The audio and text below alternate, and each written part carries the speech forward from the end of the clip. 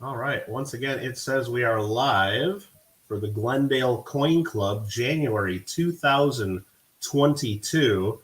And I know I shouldn't say anything important at this time because YouTube sometimes likes to show ads to people, and they got to at least have 5 seconds to be able to skip those ads and everything. So let's go ahead and do that. All right. I just did that on my end. Make sure that ad skipped on the playback. Perfect. All right. Well, welcome, everybody. This is the January 2022, 2022 Glendale Coin Club live meeting, and we'll do a live auction at the end as well. This guy right over here, well, that desk over there, that's our friend SoCal Box Breaks, Don Berry. He is our club's secretary. You guys all know him. And it's really important that you know him because we do free giveaways during this meeting after we do show and tell. And the only way you can get in on those giveaways is if you say something in the chat sometime tonight, because Don writes down everybody's names and puts a ticket in a hopper, and that's how we draw the winners. So it's just that easy. But I think before we get too much further into the meeting, Don, we got something to do, don't we? We got to... Absolutely. I think it's time for Pledge of Allegiance. Yes, sir. So if those of you have watched along at home, hope you guys join and stand and join us for the Pledge of Allegiance. So, I pledge allegiance, to the flag of the United States of America, and to the republic for which it stands, one nation, under God, indivisible, with liberty and justice for all. All right. Thank you very much for that. Let me go ahead and set this to the side there. And again, thanks everybody for being here. It looks like we got 30 people watching already. That's good. And I know more and more will start popping in as the meeting progresses. So thanks again for spending some of your evening with us, or maybe you're spending next week with us, or maybe 3 years from now with us, because you guys know if you can't ever make our live meetings, YouTube does the help for us, and they record this and you can watch it back at any time. So maybe you're watching us from the future. Awesome. All right, so a little bit of information about our club. We are the Glendale Coin Club. We have our meetings on the second Friday of every month, and that is why we're meeting right now. We're known as the Friendly Club. I've been the president for the last few years. Don Berry's been the secretary for the last few years. Again, we started March 1959, so still going. Still going on YouTube, though. It's been over almost 2 years. What was it, March 2020? Was our last meeting of the Glendale. Actually, we didn't have a meeting. February 2020 was our last in-person meeting. Our March meeting did get canceled because of the pandemic. And so it's been a while since we've been able to meet at our library meeting room. Hopefully it won't be too much longer before we can get back there to do that. I know a couple people keep contacting me, letting me know the library's open. But again, as far as what I'm being told, the community meeting room is not open to us, at least not fully. To where we could have full attendance. At one point, we were told we could have limited attendance if everybody sat 6 feet apart, and we kept strict control of how many people were in there, and everybody had to be masked up, and just didn't seem like we could actually do a meeting. No food and drink. There was all kinds of rules, and probably some of them that they weren't even telling me yet. But anyway, as soon as we figure it out to get back to that, we'll let you guys know. But if you see any other clubs meeting there, and let us know too, just so in case they're not telling us for some reason. But anyway, if you missed any of our prior meetings that we've had here on YouTube, they're right here on the channel. You can go, there's a playlist for that. You can go check those out at any time. Had lots of great guest speakers, lots of positive feedback from each of those meetings. So I encourage you to check those out if you have not already done so, or if you weren't here live with us. One quick reminder, we do get a little bit of advertising revenue from the videos that we do here on YouTube for the club. And if anybody makes any donations during the stream, we get some revenue from that. All of that will go to the Coin Club. We make sure that those funds get to the club. And it helps out with the giveaway prizes that we do. And it also helps cover the cost of the StreamYard program that we use to broadcast these meetings. So again, thank you all for helping out with that. We do have a couple donors sent in a couple items for tonight's meeting. We have Greg Berkovitz, who did donate a couple more auction items for us tonight. Auction items, again, all the items, there's a list of those in the description on the YouTube video. There's going to be 20 auction items tonight. All of those items were either bought by the club or donated to the club. So they're all owned by the club. All of them will have an opening bid of $1, so all the proceeds will go to the club. So it's real easy that way. If you win anything in the auction, or if you win a giveaway prize, you just need to send me an email. Let me know your contact information. If you bought something at that time, I'll send you an invoice by PayPal, and we can get it all taken care of through there, because I'll get your mailing address and everything that way as well. Again, Don's filling out some raffle tickets for each person. Don, do you know what the giveaway prizes are? Can you show us some of those? I can. I can probably even make you full screen to show a few of those. Oh, my. All right. Oh, sorry. Got to reach across and figure out my thing. It's a little 10th ounce silver coin with the Mayan calendar. It's a 1903 Indian headset, nice full Liberty, some diamonds, a nice off-center error, 1938 S uncirculated Jefferson, and a nicely toned, reverse-toned 1964 Kennedy half. So those are the giveaways. Mm-hmm. Very, very nice. And I have a couple other giveaways to show in just a second. But I first want to thank NCFXSTI, who just sent in a $20 donation saying, thank you, GCC. Well, I think we should thank you, NCFXSTI, for doing that. That's very generous, and that does help out. And I do want to show a couple of giveaway prizes that I have here that I'll do on my end. Those of you guys, some of you guys on YouTube, Lincoln Central Coins, he's been a moderator of my channel pretty much since the channel started. He just passed away, unfortunately. We all know that he was a member, real active on Facebook with Eisenhower Dollar collector groups. So Greengo OG22 reached out and said we should do a giveaway in his honor tonight, and found this coin here. Certified Ike dollar. It's a 74 Denver in gem uncirculated condition. So we're going to go ahead and give that one away out in his honor, because he helped out a lot of channels here on YouTube, and we'll just, try to remember Lincoln in that way. Also, our speaker tonight is Garrett Burke. One of our Coin Club members, Michael Aaron, is actually our longest serving member of the Glendale Coin Club. I know he's been a member at least since the 1970s.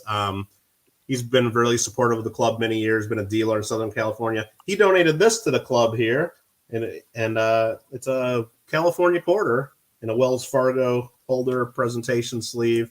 And it was signed by the whole family there, Garrett, Michelle, and Katie. So we'll be doing this as a giveaway tonight as well. So what else do we got, Don? Some announcements real quick. There is a coin show coming up here in California. It's going to be in Arcadia, California. Here's the information I got on that. I should make that full screen just in case people want to read it, actually. There we go. This is the CSNA, California State Numismatic Association 75th Anniversary Coin Show, January 28th through 30th at the Arcadia Masonic Center.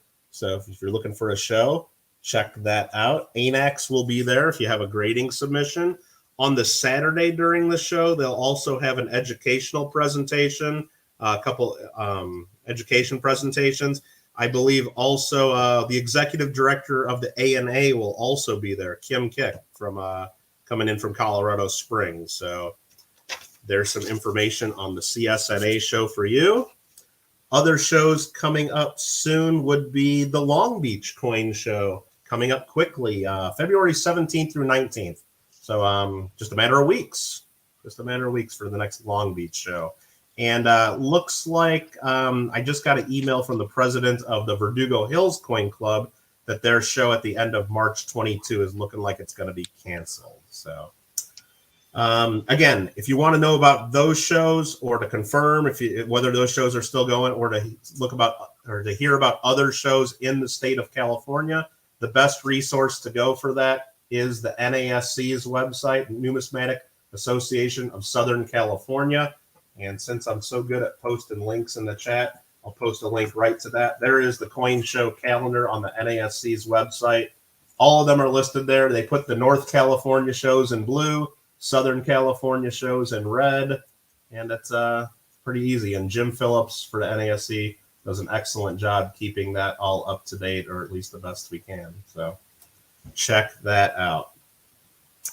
What else do we got to say there? Yes. Let me interrupt real quick. There's 55 people watching, but only 28 of you have said anything in chat. So just a reminder, if you want to get in for the free giveaways tonight, all you got to do is say something in the chat at some time during the meeting. Don's writing down names as he sees them and giving you tickets. If you're not sure if you're in or not, just type in "Hi Don" or "Don." Make sure you fill out a ticket, and he'll catch you. You don't have to do it right now. You don't have to do it 2 minutes from now, or you just got to do it sometime. He'll see you, and if you want to confirm, he'll confirm back with you.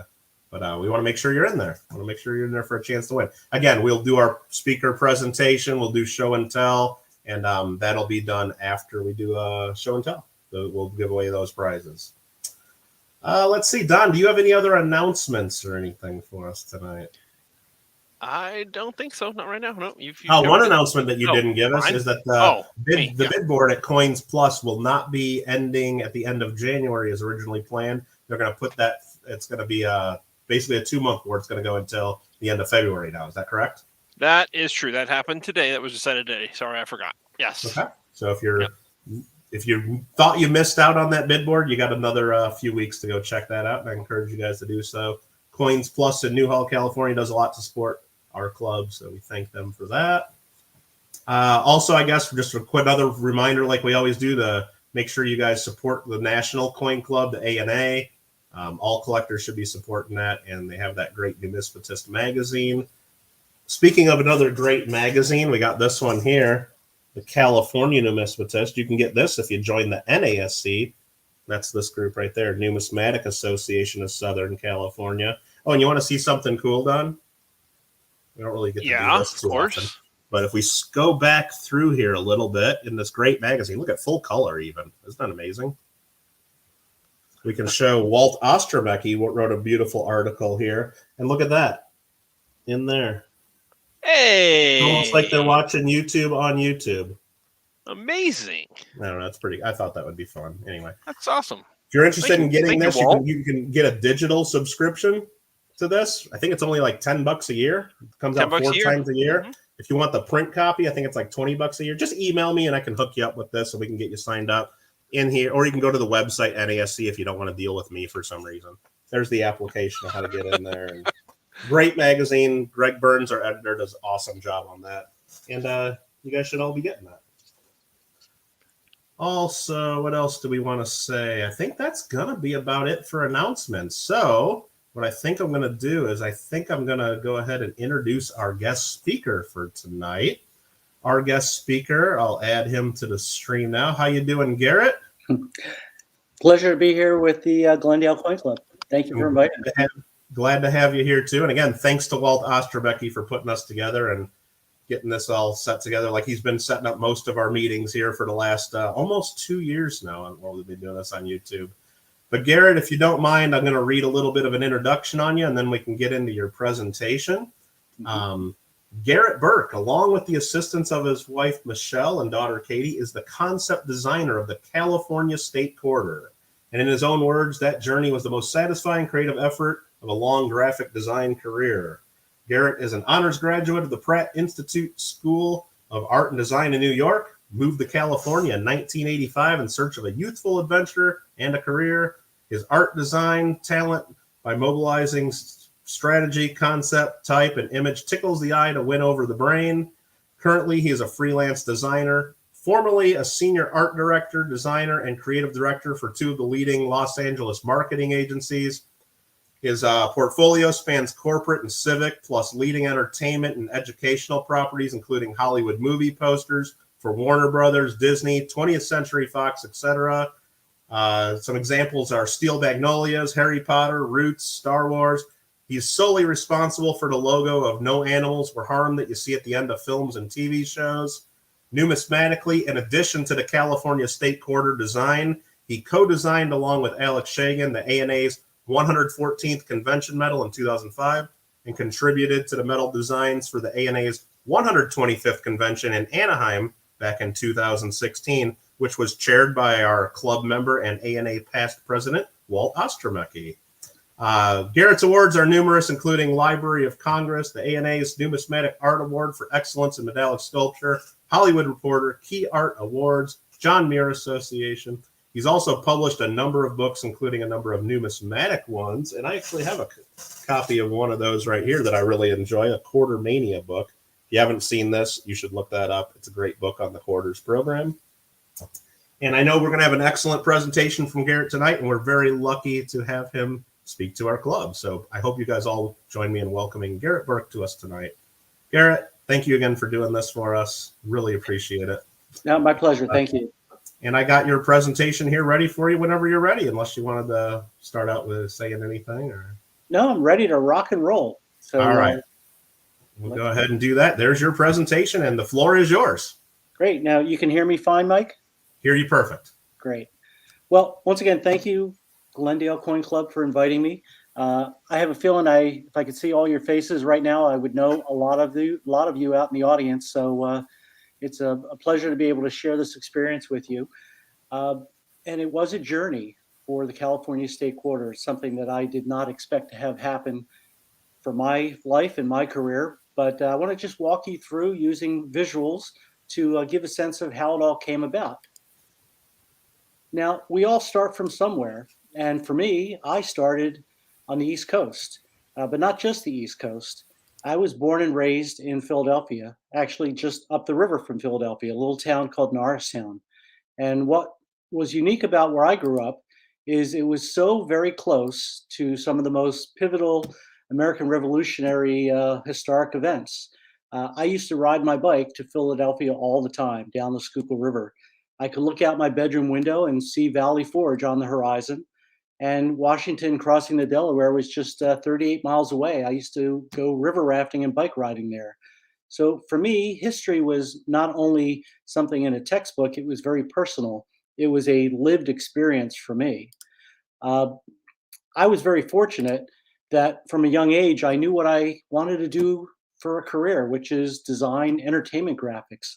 I was one of the guys who, after a movie ended, I would go to the movie theater owner and say, "Hey, can I have that movie poster?" And they would hopefully roll it up and give it to me. I wanted to design movie posters. So I graduated from Pratt Institute in Brooklyn, New York, came out to LA with a suitcase and a portfolio and one phone number, and parlayed that into a career designing for, well, you can see some of the logos here that I've done work for. Star Wars, Harry Potter, Nickelodeon, pretty much it was fair game. Anybody who had a project that was of interest when I was working for an ad agency in Santa Monica, I would go for it. And I had a lot of fun doing it. Some of the projects I worked on, this is some of the Harry Potter posters I had designed for Warner Brothers for the first movie. I spent about 3 years when Star Wars prequels were coming out, and I did all of the packaging for the video games. And this is Star Wars Racer. They were very popular for LucasArts. I used to fly up to Skywalker Ranch and was absorbed in the whole pop culture world of Star Wars. And it was really a great experience, very demanding. The expectations were high. You had to meet the expectations, but they were great people to work for. And if you've ever seen at the end of a movie, no animals were harmed in the making of this motion picture, that is something I designed pro bono when I was working for an ad agency in Santa Monica. And it's a dog, a horse, and an elephant that when you see it, you know that they were treated well. If we fast forward many decades later, a lot of the animals you see on film now are digital. So when you see an animal on film, you're not quite sure if it's real or digital these days, but they still use the animals, no animals were harmed logo. But one of the things I became involved with was coins. And in doing the logo I just showed you, the no animals were harmed, it's using icons, symbols to represent a bigger idea. And it's kind of interesting that coins and icons are using of the same letters, because a coin represents a larger idea than itself, but it's used in small metallic form. And in a sense, a coin is a little time machine because it carries with us the ideals, the values, the historical events, the people, what was going on from the past, and we carry it forward to the present with us.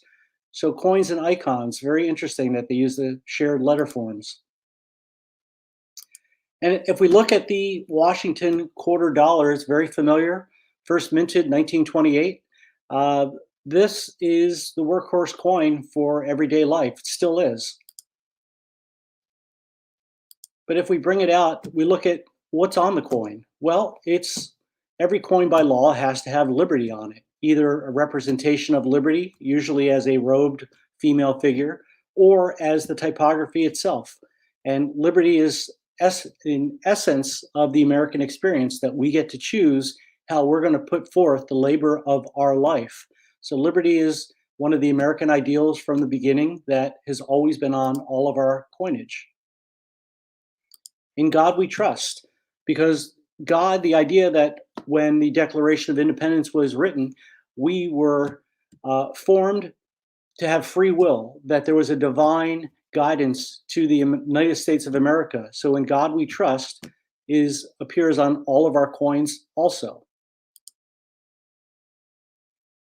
And e pluribus unum, the Latin phrase, from many one, the idea that people can come from pretty much anywhere in the world to bring their skills, their religions, their values that can be shared and become a giant melting pot for the United States, that we can live hopefully in peace and all prosper together. But e pluribus unum is also on all of the coins to represent that idea, from many one. Now, the United States Mint in now I'm going to get the date wrong, but I think it was 1999, they had an idea to have an educational outreach where each of the states would have a coin that represented something special about the state, whether it was some geographical feature, some historical event, perhaps some economic aspect of the state.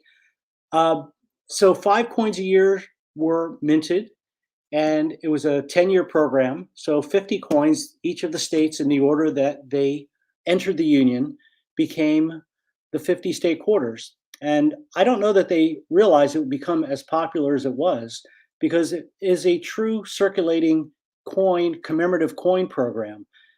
With just pocket change, you could build an entire collection of the 50 state quarters, and you would have something that represented the whole tapestry of the American experience across each of the 50 states.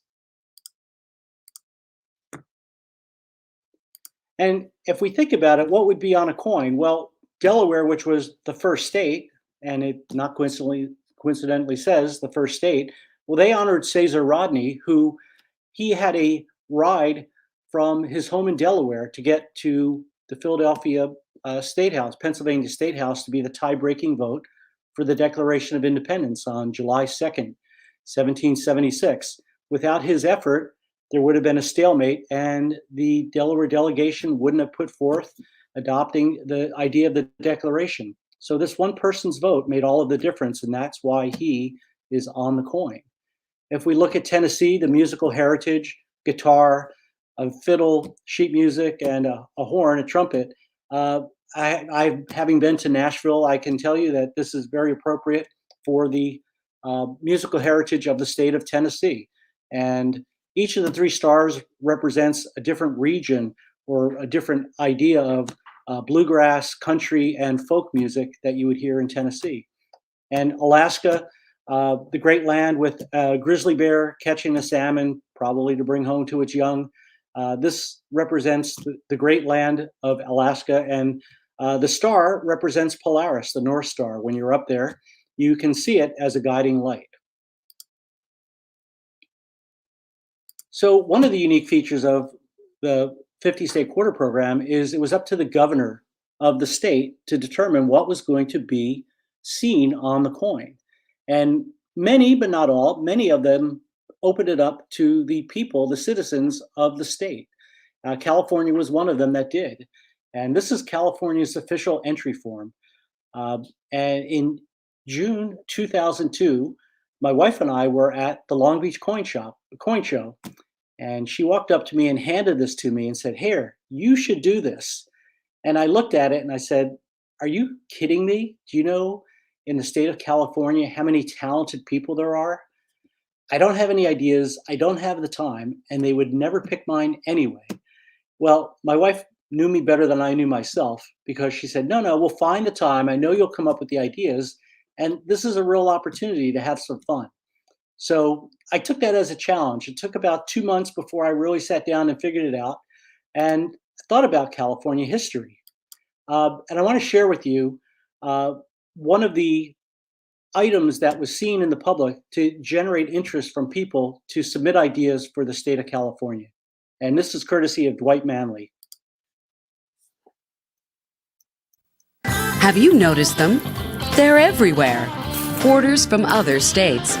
Now it's our turn, California. Every Californian is invited to send in their design for the California State Commemorative Quarter, a design that captures the heart of our state. Be creative. What's in your neighborhood? I think it should be California wine country.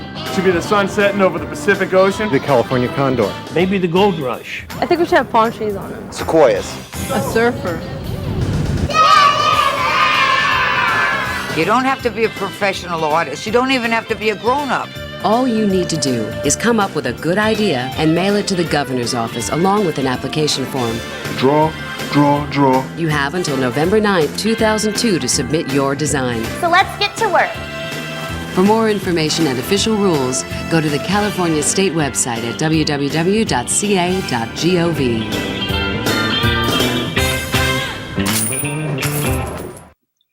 So you can see that California was taking this very seriously.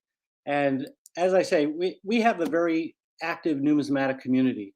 And that was one of the items that I thank to Dwight Manley for not only putting it together, but to be one of the many people who really put the enthusiasm out there for getting ideas generated for California State Quarter.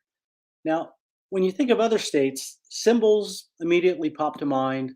Wisconsin with the cow, land of Lincoln for Illinois, race car for Indianapolis or Indiana, and a Georgia peach. But it becomes a little more difficult when you get to California, because we are blessed with such an abundance of geographic, historic, the people, the technology, the lifestyle. There's so much that could be celebrated within California's borders. How do you possibly narrow it down to one item that's going to fit on 1 inch of sculpted metal? Not an easy thing to do. So since I have been a young person, I've had sketchbooks, and everything starts, no big idea starts too small. It's always just using pencil to paper. And this is one of the sketchbooks. In fact, this is the sketchbook I used for the California State Quarter.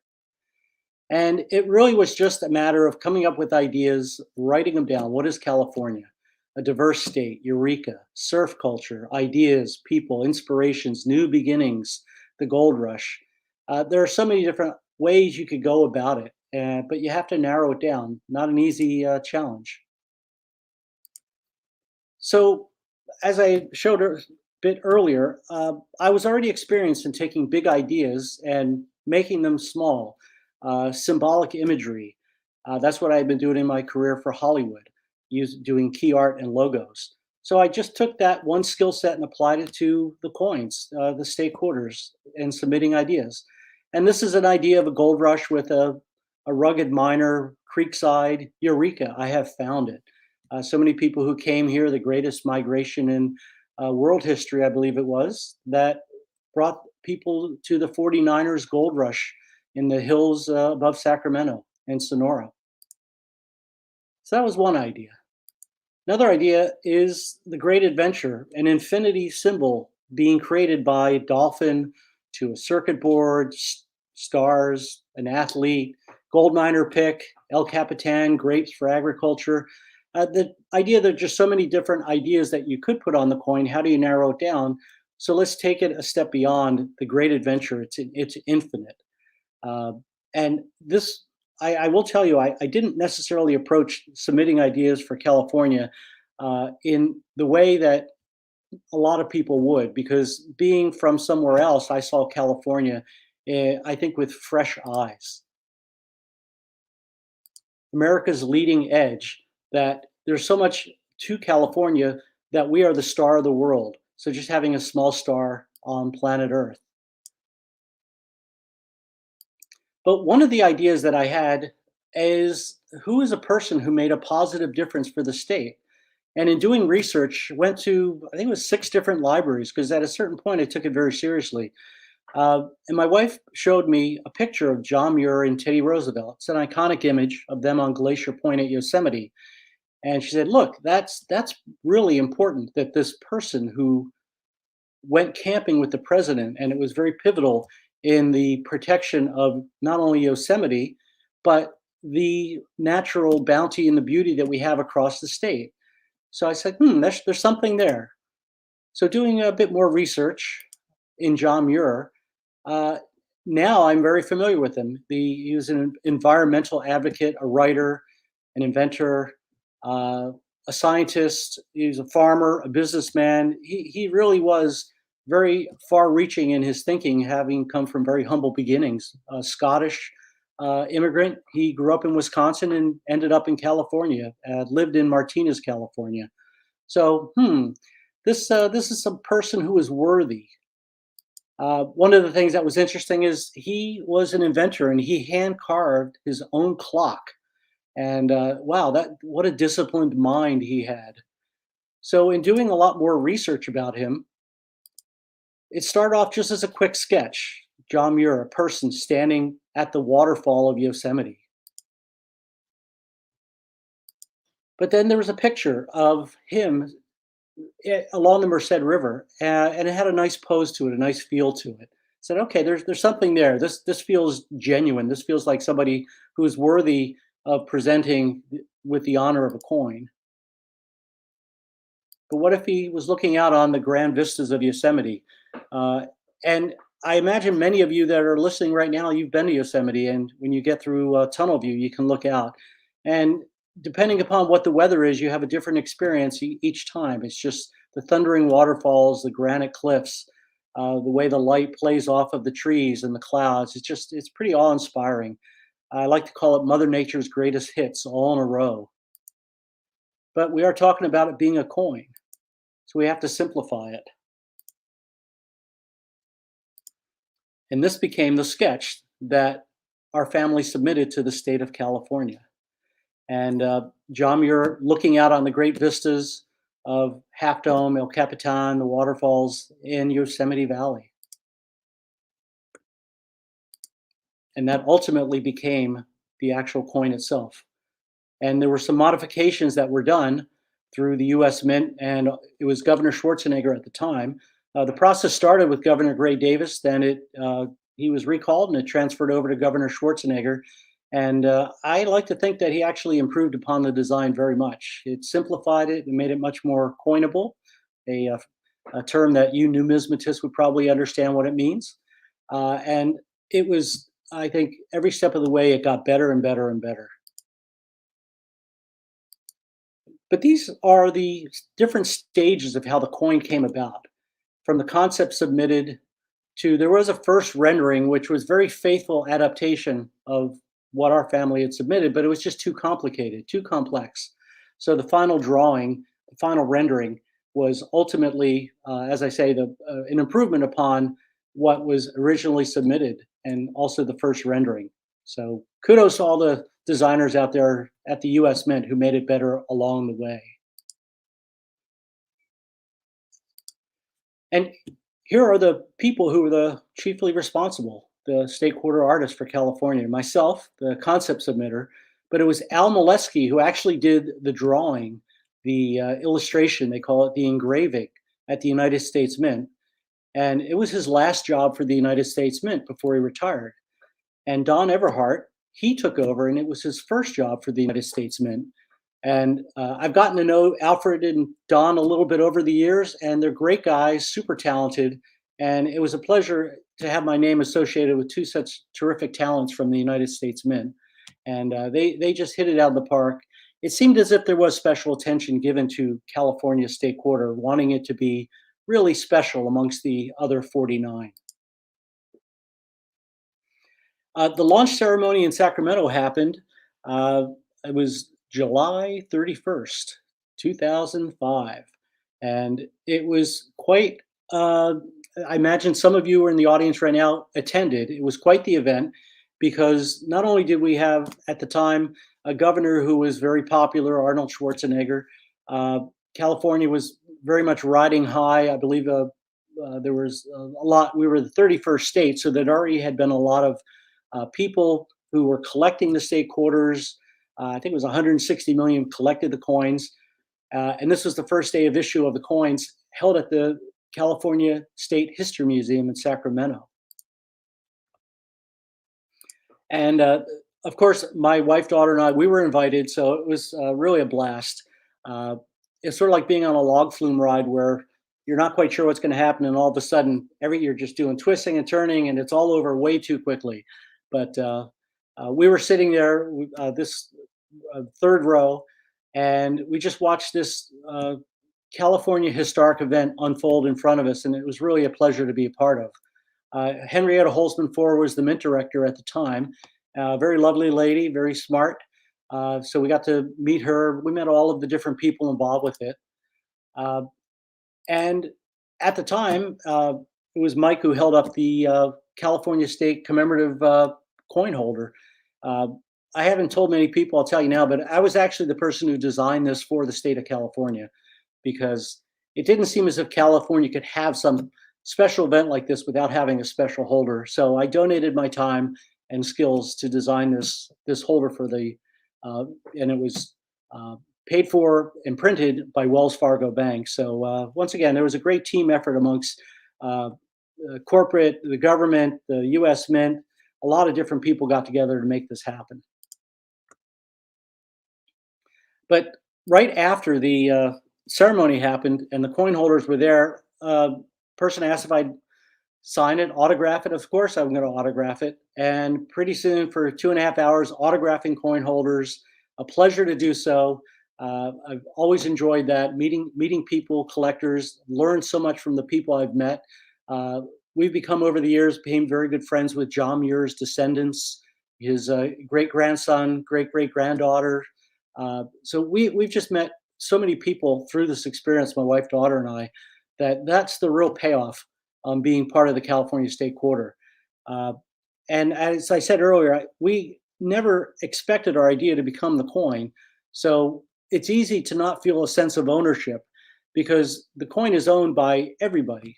Anybody who's gone to Yosemite feels a sense of Yosemite is their place. So we were very fortunate just to be part of the experience. And one thing that happened later on that evening is seeing California State Quarter rolls and the holders show up on eBay. Back when eBay was a thing, that was a lot of fun to see. But when we got back outside of the out of the History Museum, we forgot to put quarters in our car, and this is the actual parking meter ticket that we got. And for a brief shining moment, I considered asking the governor's office to take care of this, but I didn't. And it was just a good testament to, as much fun as things can be, just remember the real world will always intrude upon you. So it was a nice reminder that we're living in the real world after having such fun at this great California State Quarter ceremony. Now I want to share some of the craziness that did go on.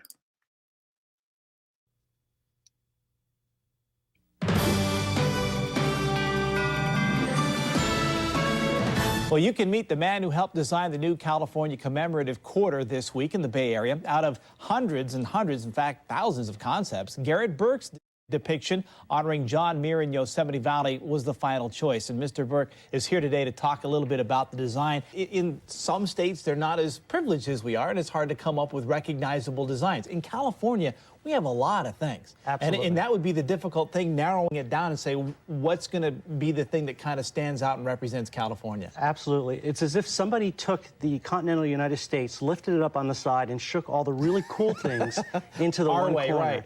So yes. And of all the people, there were so many people that you could have chosen to draw and depict that would have ended up on this quarter. You chose John Muir. We know he's celebrated big time in these parts and California, but why specifically? And what John Muir put into words so eloquently was to appreciate nature, respect it, but most importantly, to enjoy it. And Yosemite, of course, is a natural idea. People who have ever been there have thoroughly enjoyed it, want to go back. So the merging of the two ideas represents the ideal of California. You know, every artist just dreams of getting... Hey, the new California quarter came out. Have you seen this thing? It's officially gone into circulation. I don't know if you've seen the coin. You know, it's so clear that Governor Schwarzenegger played a role in designing this new quarter. Show them unveiling the quarter today. Can you get in close on it there? See what it says? Look, California. You see that? It's California, Daddy. You can use it in the... You can slap it to the... So that gives just a taste of what was going on. For that month when the launch of the coin happened, it was really a blur. There was just so much happening, and it was a lot of fun, very special time in our family's life. And 160 million state quarter collectors. There's all different types of gift items. I have a whole shelf full of every type of bear with coins attached to it, little teddy bears. I have all the proof sets. So basically, I just collect as much as I can, one of each of California state quarter memorabilia and collectibles. And it's just a pleasure to be able to look back and see how one idea transferred from a little sketch and then it became part of state and American history. And one of the most fun things was getting a little bit lost in a cornfield maze. This was in Livermore, California. And we had heard about it, went through the cornfield maze. They did a great job on it. And it was just a lot of fun to be immersed in the coin and not even know what part of the coin we were literally in. And my wife, Michelle, and I, we actually spoke. We had invitations to speak all around the state, primarily to schools, civic groups, coin clubs. So we had shared the experience of what we went through, but more importantly, we shared the experience of American history and California history as seen on the coins. And when you're a fresh mind and you have a coin that you hold in your hand, it's like, oh, who is this person? What is this? What do these words say? What, more importantly, what do they mean? And we were able to transfer our experience into knowledge for schools up and down the state. And that was a lot of fun and very fulfilling. And I know Walt Ostromecki is very involved with numismatic education. We met Walt many times. He's always been a guiding light for us. And it's just a lot of fun to be able to reach out and speak at schools. But one of the fun things is having been involved with the California Quarter, the ANA asked us in 2005 if we'd submit ideas for the medal, the World's Fair Money Medal, and came up with some ideas. And lo and behold, working with the genius medallic sculptor Alex Shagin, who many of you probably know, this was the World's Fair of Money Commemorative Medal. And Alex just did a wonderful job, artistry of using silver and gold plating to represent the host city of San Francisco. And I hope the detail shows through here, but it's basically the San Francisco Mint on the obverse with cable car and the Golden Gate Bridge. And on the reverse, it's the ANA logo in gold with scrolling that represents what you might find on a pocket watch from a prosperous person from the 1800s. So it was a lot of fun getting to know Alex, and he was such a phenomenal teacher for me about what numismatic art and medallic art really is. But my experience is in graphics and the marketing end. So well, just like with the state of California commemorative holder, let's do something where we've got a holder, we've got a little brochure, a little pamphlet, and this became one of the very much of a quick sellout for the ANA, which I hadn't even expected it. This was a whole new experience for me, but it was a pleasure to work with the ANA for the 2005 commemorative medal. And also a bit of key art. I had been up in San Francisco when I did the some of the TV interviews, so I took pictures of cable cars and said, you know what? What if the cable cars actually had coin figures on riding around San Francisco? So this actually became a piece of key art that I created that was used for the World's Fair of Money in 2005. Was used on the brochure, banners. Became a giclée print that they were selling. It was a lot of fun to be able to transfer my experience with having designed movie posters into key art, an image that represented the World's Fair of Money for the ANA.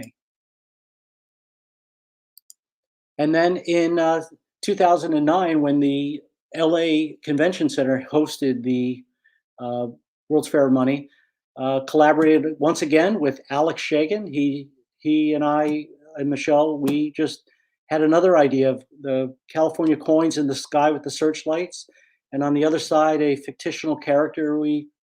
The Angel of Los Angeles, who is the inspirational Discover Your Golden Dreams, the patron of the numismatic arts. So this was a bronze version of that for the World's Fair of Money. And at the time, we loved to travel. So we said, we should go travel and see some of the other places of the states. And this is a statue, the Minuteman statue in Massachusetts. You actually can go out there and see it. Not only is it on the coin, but one of the great things about the state quarters is you actually can experience that bit of history by going out and seeing it, the Minuteman statue in Concord, Massachusetts. So we visited there and checked it out. Also, Virginia, Jamestown, seeing the ships. This coin represented their quadricentennial, 400 years, and walked around there, and they have a great historic exhibit, so you get an understanding of the beginnings of America. And that led to the creation of a series of books called Quarterama. Did a hardbound and softbound book, also a National Parks coin album. This was recognized with many awards, which was a lot of fun to do. And it was quite a labor of love. And basically the ideas and designs of America's state quarters. And each of the spreads broke down the coins. So for instance, Pennsylvania, the Commonwealth statue, that's the design of the coin, the outline and the keystone state. But the idea is a little different. The idea governed for the common good. The idea that the Constitution is an umbrella that protects all of us. It doesn't guarantee that we're not going to get wet, but it will keep us out of some of the worst of the rain. And that's the idea of the Commonwealth statue that you see on the Pennsylvania State Quarter. And for California, well, I walked through, we all know what the design, John Muir looking out in Yosemite Valley. Also, to mention the condor was added on the California State Quarter. That was a suggestion by Governor Schwarzenegger, the idea of an endangered species that was being brought back by a successful government breeding program. So I thought that was a terrific addition because John Muir was very much an enthusiast of birds, naturalist, and he would have, I think, very much appreciated it. So the idea of California is human nature. And I was at my daughter's school, picking her up from school. I looked down and I saw this leaf. It looked just like the shape of California. So using a bit of digital magic, it became the state of California. And the California venture, it continues. It's there. Since then, there has been a National Parks Quarter, which features El Capitan, and I imagine there will be more down the line. But this is the California State Quarter. 540 million now in existence that were minted. Denver and Philadelphia, also San Francisco mint with silver proof. So it's been quite the journey, and I say we have a jar in our living room whenever we find a California State Quarter. We never spend it. We always just put it in the little jar. So we have a little collection that's built up over time. And that, Mike, would conclude my presentation, but I'm certainly open for any questions, or if you want to put me on live.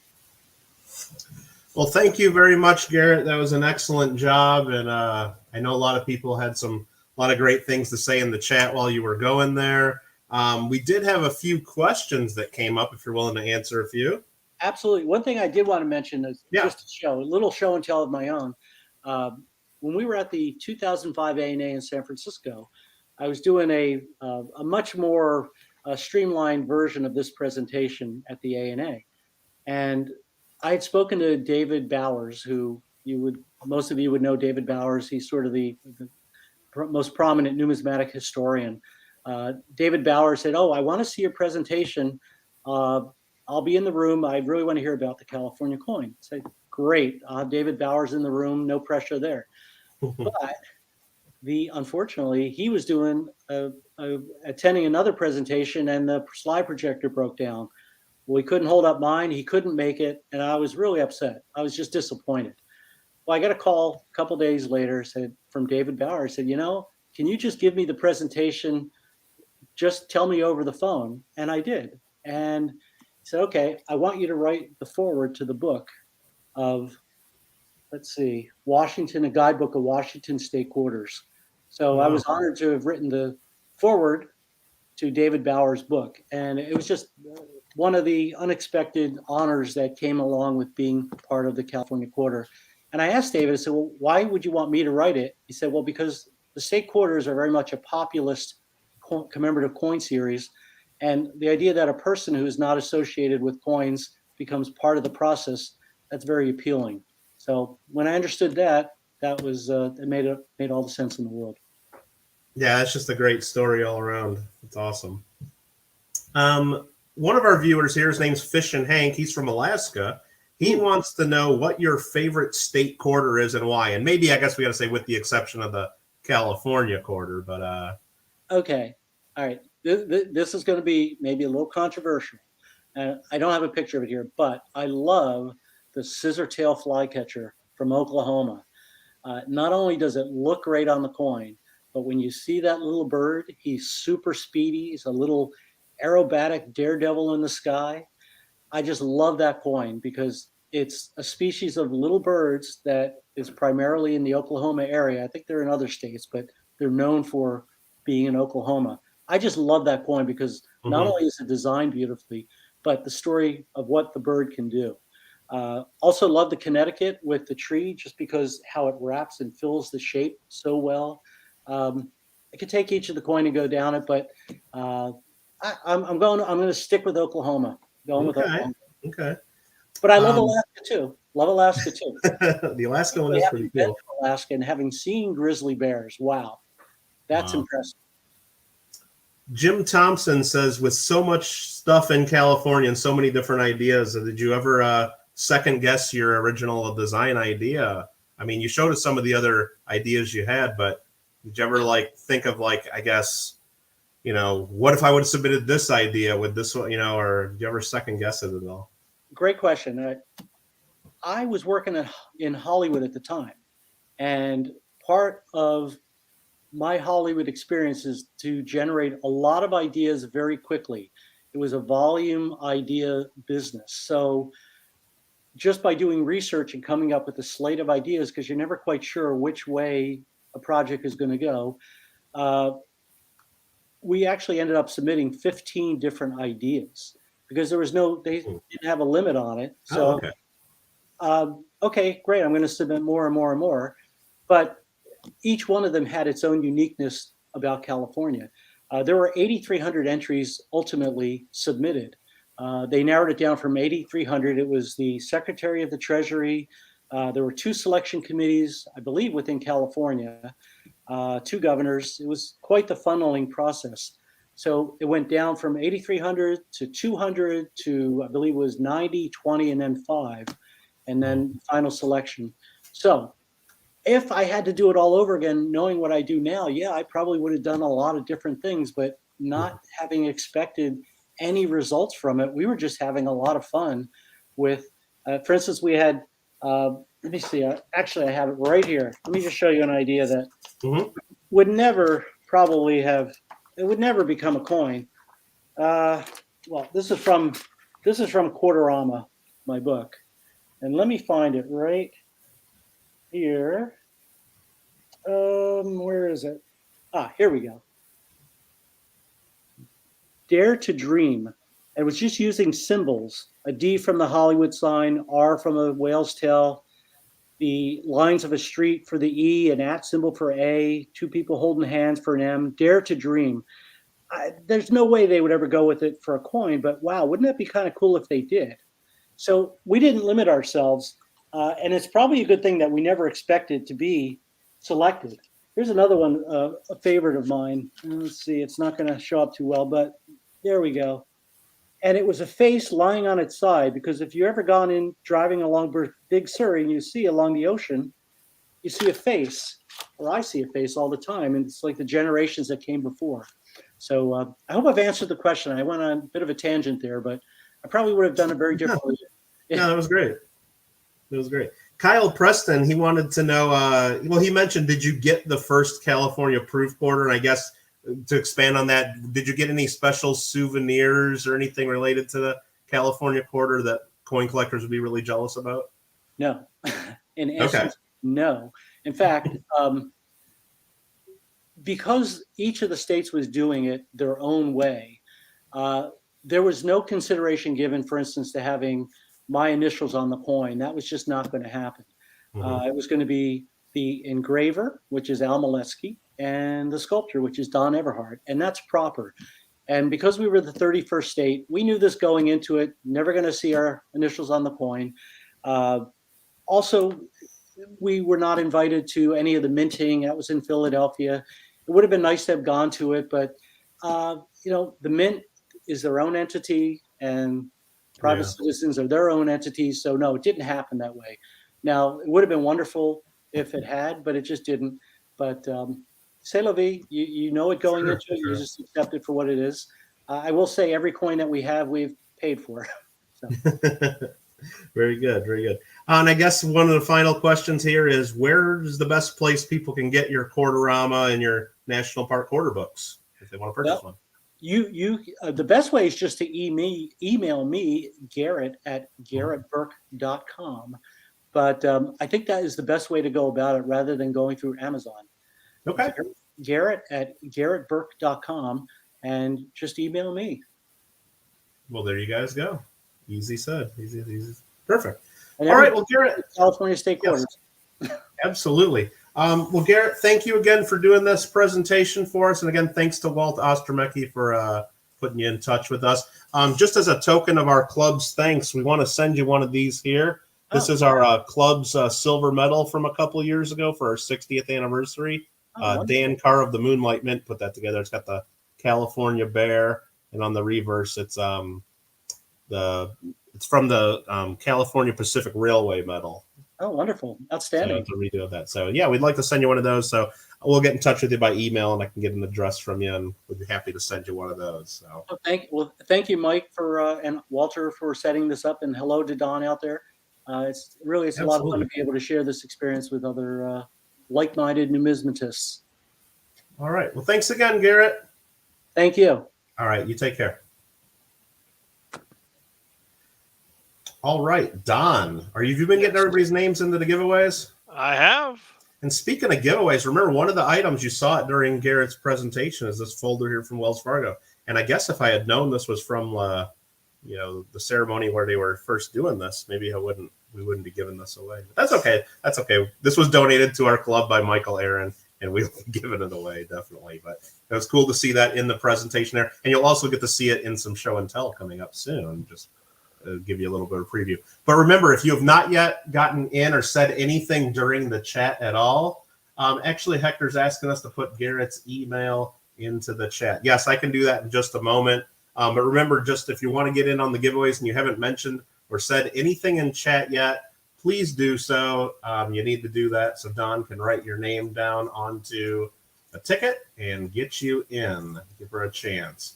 Let me go ahead and I'll copy Garrett's email address in because I guess that's okay. He said we could do that. If you're interested in getting in touch with him for one of the books that he puts out. And again, I got a copy of it if you want to see it right here. I could show you every page of the book and then none of you would have to buy the book, right? Here we go. Let's do it. Here it is. There. No, we won't do that. But just if you wanted to take a look, he goes through each of the quarters in this book here. Tells stories about them. It's a really nicely done book, and definitely if there's someone new into collecting or interested in the state quarters program, very well done, and it's a cool read too. And in the course, he has extra stuff on the California quarter in there as well. And I got the soft cover version here. But reach out to him for that if you're interested, because that's what he told us to do. Very, very good. What else was we going to do? We got to do show and tell before we do the giveaways, though. And I guess I should just go ahead and get that ready to go, shouldn't I? Yes. All right, let's go in here. And but remember, if you have not yet gotten in on the giveaways, make sure you go ahead and say something in chat. Don is paying attention. But I guess first up for the show and tell is an email I just got minutes ago from Buchanan's. And that's it. That's it right here. Not really coin related, but kind of, because we just had Garrett talking about the California quarter. I should probably make that full screen somehow. There we go. This was sent in by Buchanan's, and this is him and the buddies' bikes at Yosemite there in the background. So he just wanted to share that picture because kind of related to that quarter. I thought it was a cool picture, so we're sharing it. So there we go. There we go. How you like that? Next up, we got show and tell from Mr. Walt Ostromecki. Then we go ahead and put that up here so you can see it. This is going to look familiar because you saw that in the presentation. You saw that I got one on my desk here.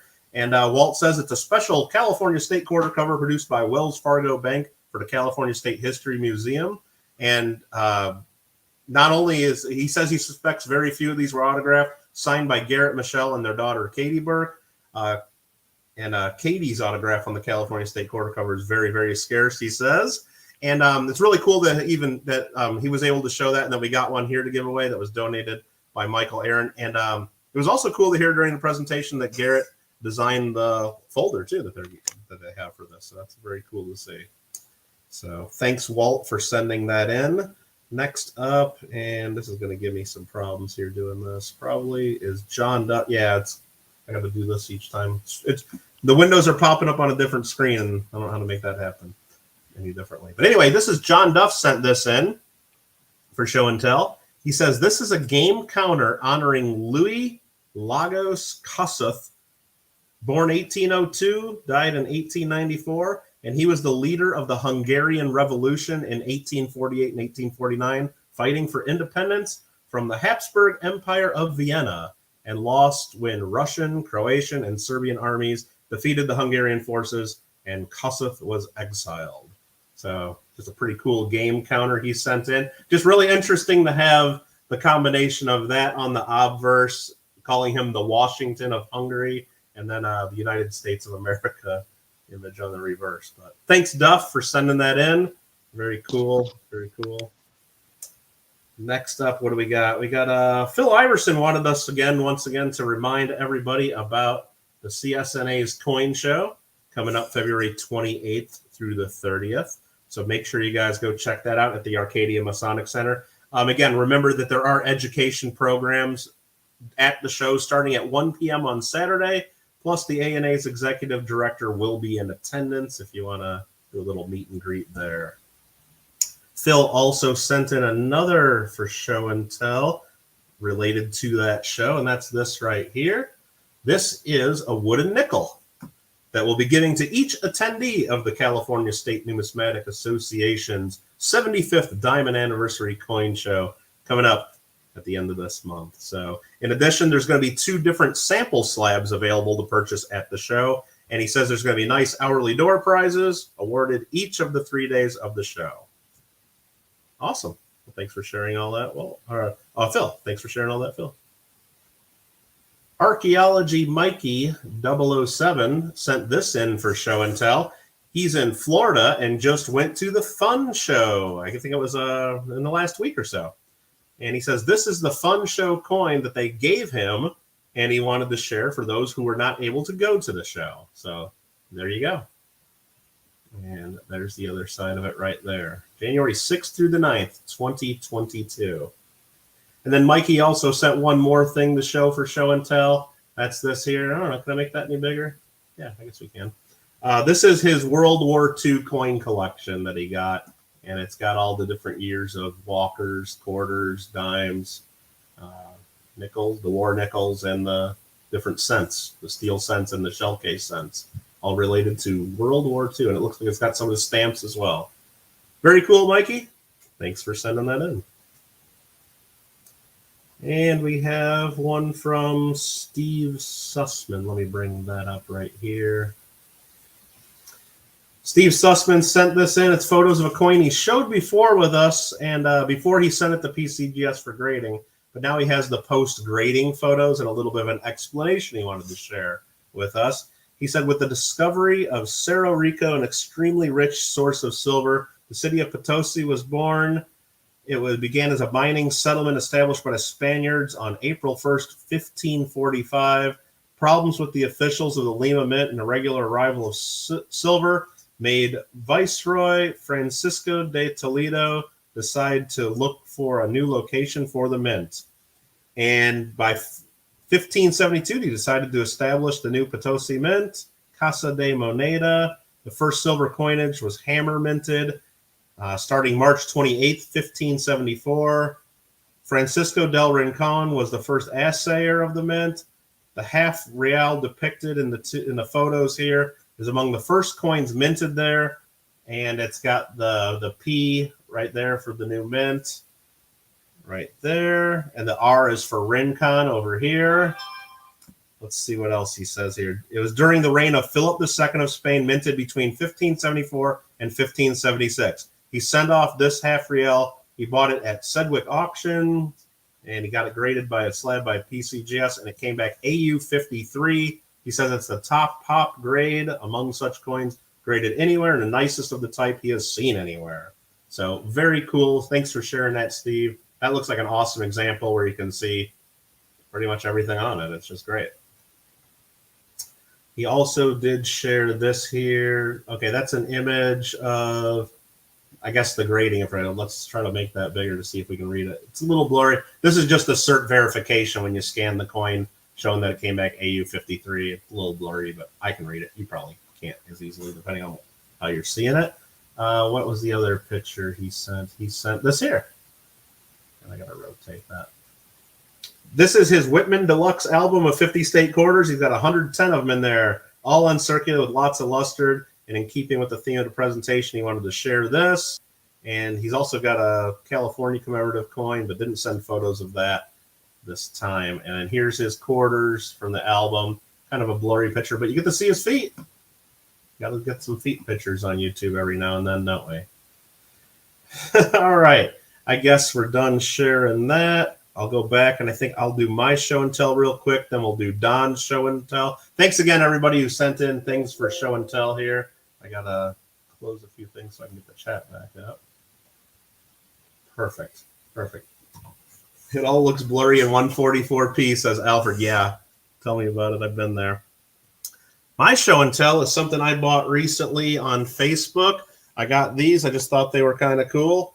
This is a 2014 France 100 euros Rooster coin, and this is one of the first 1,000 struck, 100 euros face value.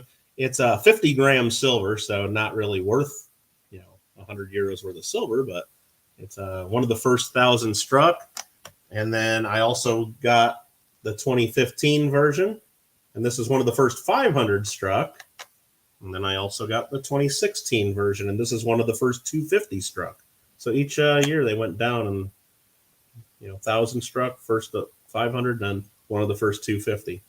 Maybe they just weren't as popular. I don't know. Or maybe the mintages are lower. Haven't really figured it out yet, but I just got these and I thought they were cool. And I thought the price was right, and I like them. And that's pretty much the reason most of us buy most of the stuff we buy. Don, show and tell? Yes, show and tell. You're up. I know. I'm here. Hello. Don't let me rush you. Take your time. Oh, no, don't rush me. I'm not. All right. So this is a Sea Treasure Coins, 2013 from Palau. It's kind of cool. It's got a hologram. It is actually a coin, so that was kind of neat. And it's a perfect coin, proof 70. Wow. NGC says so. Yep. I believe so. That's pretty cool. Lots of color there for people like color. Oh, yeah. And Jim Thompson, I just saw. Sorry, I missed that during show and tell. Thank you very much. He sent in a $20 super chat for the club and saying, "Great meeting tonight." I agree. It was really great so far. And we're still got about half a meeting left to go with. We got to do some giveaways still here and a quick auction, don't we? But thanks again, Jim. Really appreciate that. Randy really likes that one, I think. The one you just showed there. A lot of people do. Pretty. Not cheap, though, are they? They're not cheap. No, but they are very pretty. Well, you know what was the mintage on those, did you say? I believe 1,000. Or 5,000 or 5,000. It's very low. Okay. Ready to do some giveaways? Did everybody get in for the giveaways? If you have not yet got on the giveaway, this is the last call. You need to type something in, say hi to Don to make sure he's got your name in there. Otherwise, we're going to start giving some stuff away. Yep. I think we'll give people another minute or so. You want to show people what they're getting for giveaways again, Roadtime, real quick? I can. I'm tearing up tickets. Okay. Oh, yeah, you got to pay attention to the chat. Well, I'll show the things I have on my end for giveaways, and then I'll kind of try to see what you got over there. They can see it all. It's right there. It's in the Okay, picture. giveaways that Don's giving out for the club, or that we're club's giving out, and Don will be the one showing them, are the bottom of his screen there. Then we also have one of these quarters from the the California ceremony and the Wells Fargo holder, signed by Garrett and the family. We'll do as a giveaway prize. And then again, in honor of Lincoln Central Coins, who was a moderator of the channel here and helped us out, who just passed recently. Gringo OG22 said he wanted to sponsor an Ike Dollar giveaway. So we're going to be giving away this MS65 Ike Dollar. Everybody get in there. I think everybody's saying hello to you, Don. Are people you already had written down, I'm sure, right? Maybe I don't see anybody new yet. No. Okay. Oh, let's see. Silver Clan. Hold on. Got Silver Clan. We got L. Mitchell saying hi from Connecticut. Penny Pincher saying hi from Indiana.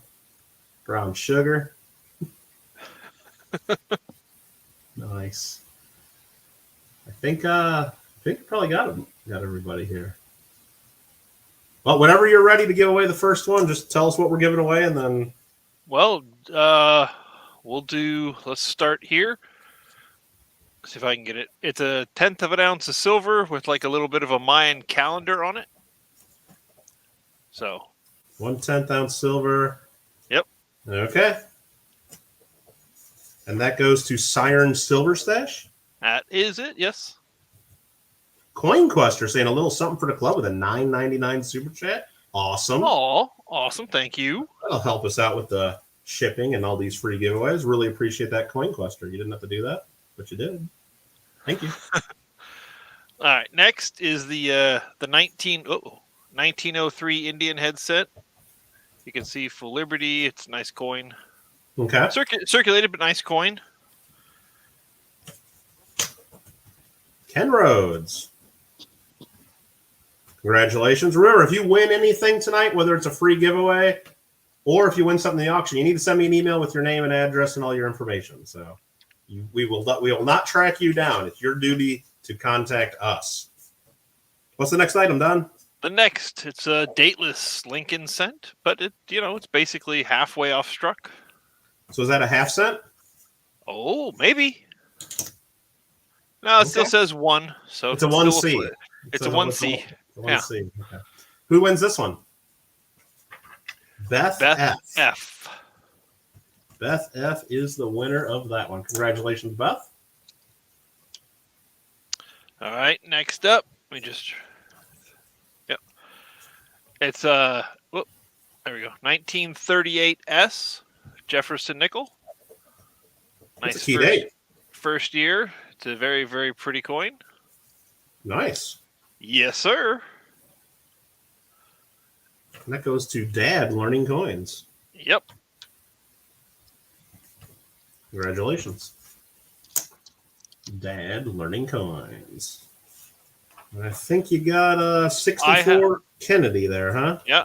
Nice 64 Kennedy. The toning does not show. It is kind of pretty. I think we can see little hints of it there. Like white on that side. And then was that, an end of a roll or something, you think? It had to have been. I mean, that's how it came in. It was like that. Oh, cool. But yeah, so it was pretty nice. So who's that going home to? BMP 804. Yep. Awesome. Congratulations on everybody who got the giveaways there from Don's side of the screen. We got a couple more we want to give out on my side of the screen. Well, I guess I'll leave this like this so we can see Don show the winner too. Who's going to get the Garrett Burke and family signed quarter in the folder that he designed from Wells Fargo? Well, not a quarter collector, but Ashley Pennyhunter. Ashley Pennyhunter. Okay. Congratulations. Again, you have to contact me to claim.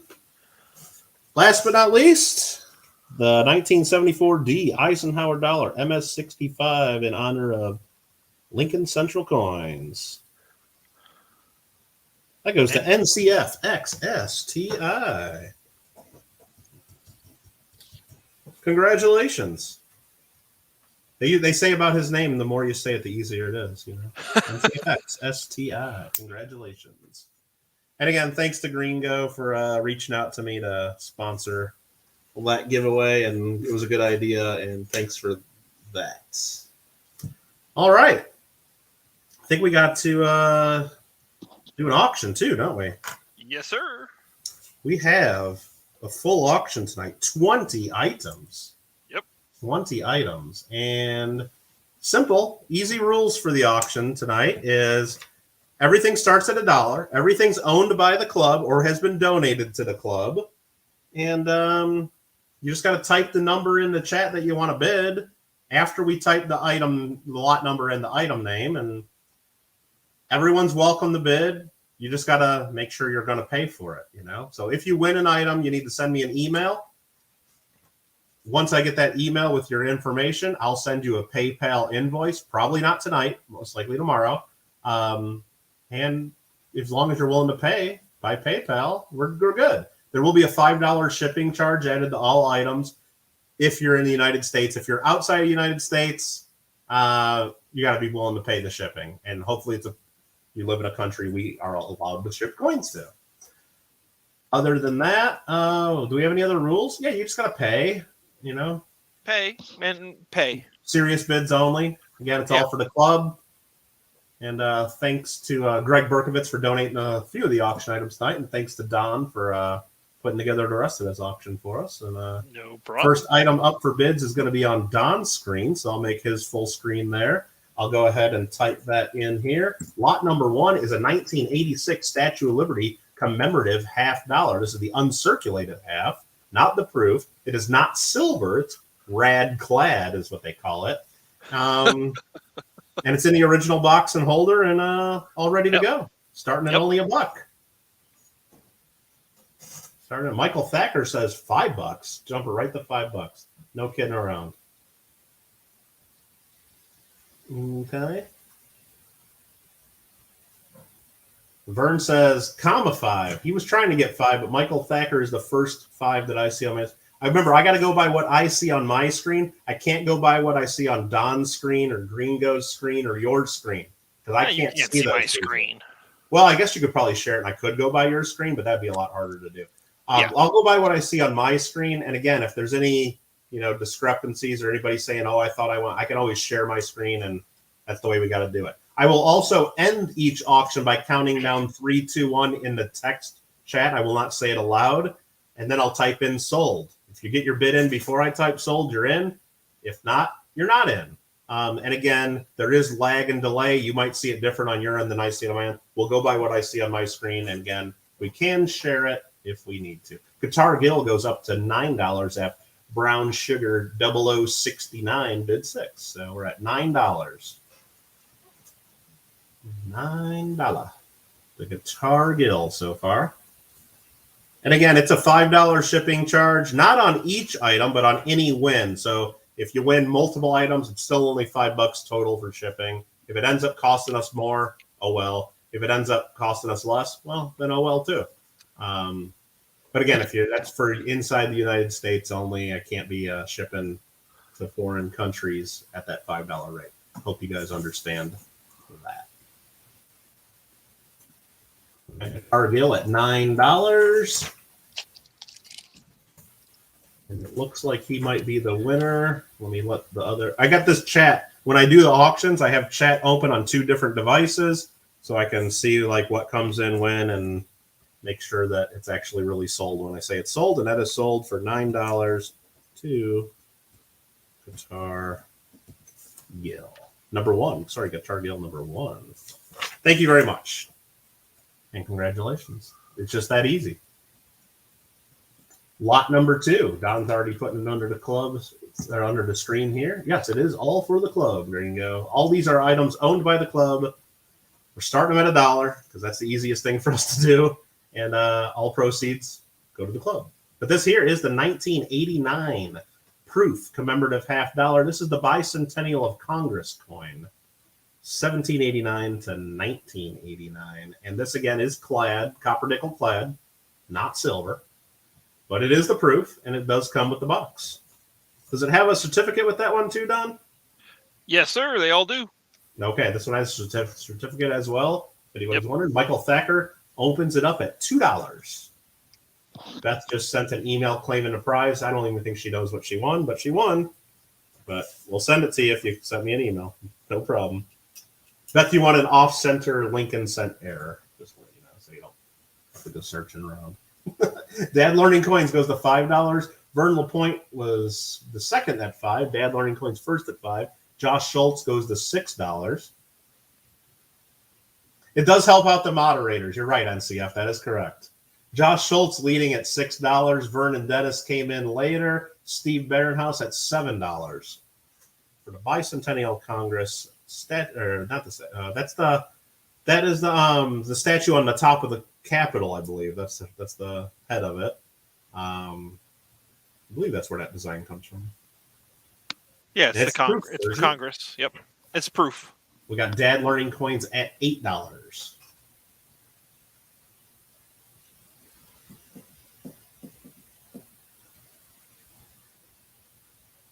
$8 to Dad Learning Coins in the lead. Hey there, John Argent.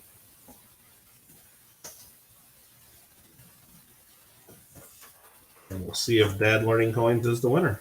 I believe he is. Looks like it.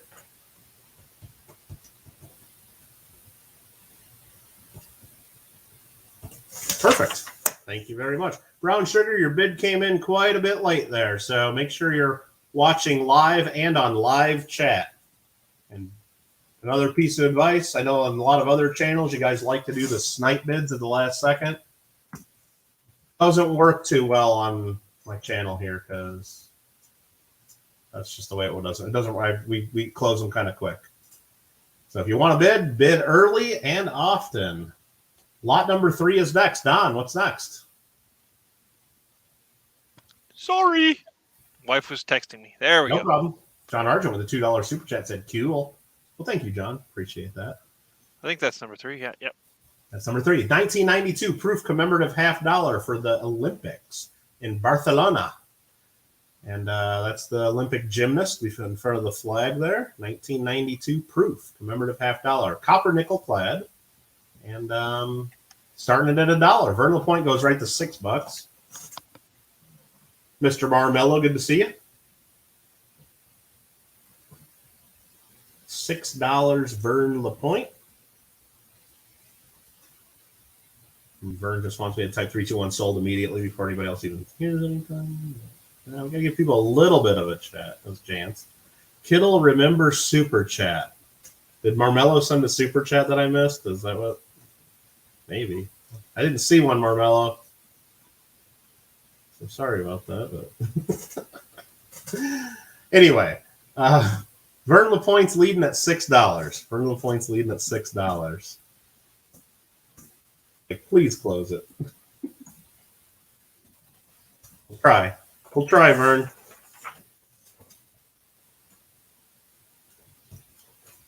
Looks like that might have worked for you. Vern LaPointe wins $6. Sold. Sold. Next up, lot number 4 is an encased John Adams dollar in a slab.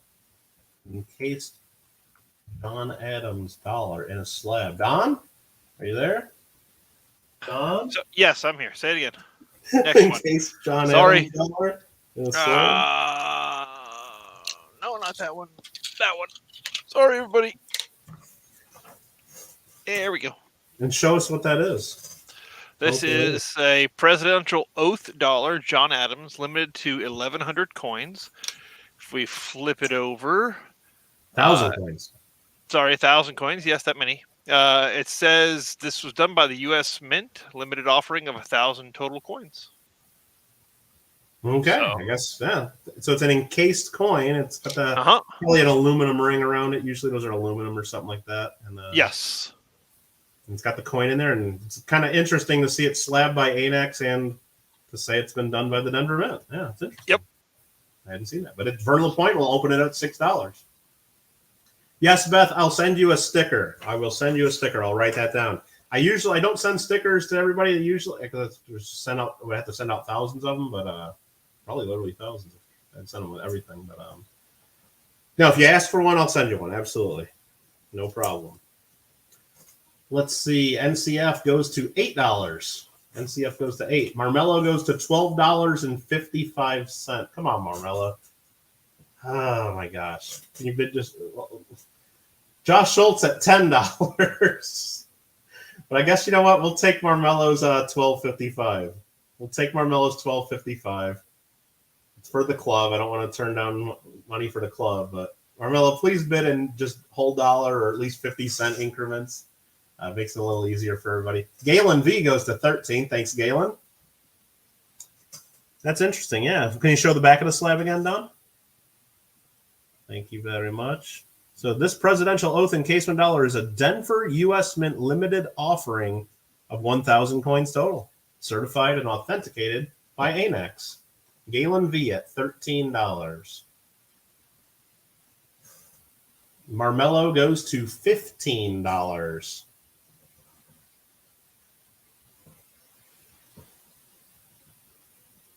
And I think that's what Marmello was reminding me for in his other comment, reminding me that certain people can bid via or pay for their auctions by super chat, apparently.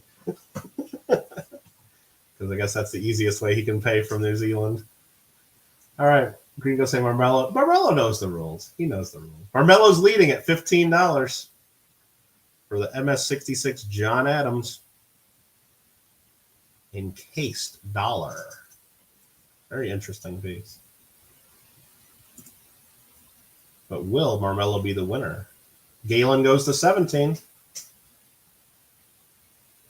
And just to give you guys a heads up, I believe lot number 5 is right after this. It's the Thomas Jefferson version. Very similar. Is that correct, Don? That is correct. Okay, just to give people a heads up. If you want one, you might, or if you're trying to chase them both, there you go. Marmello goes to 18.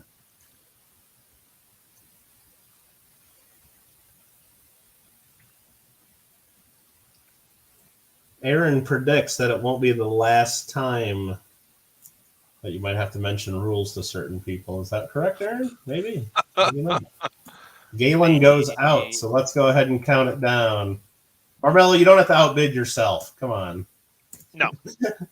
I know he lags a whole bunch, so he just assumed somebody else would bid. Oh, come on, Marmello. We'll sell it to Marmello for $18 as long as no new bidders come in there.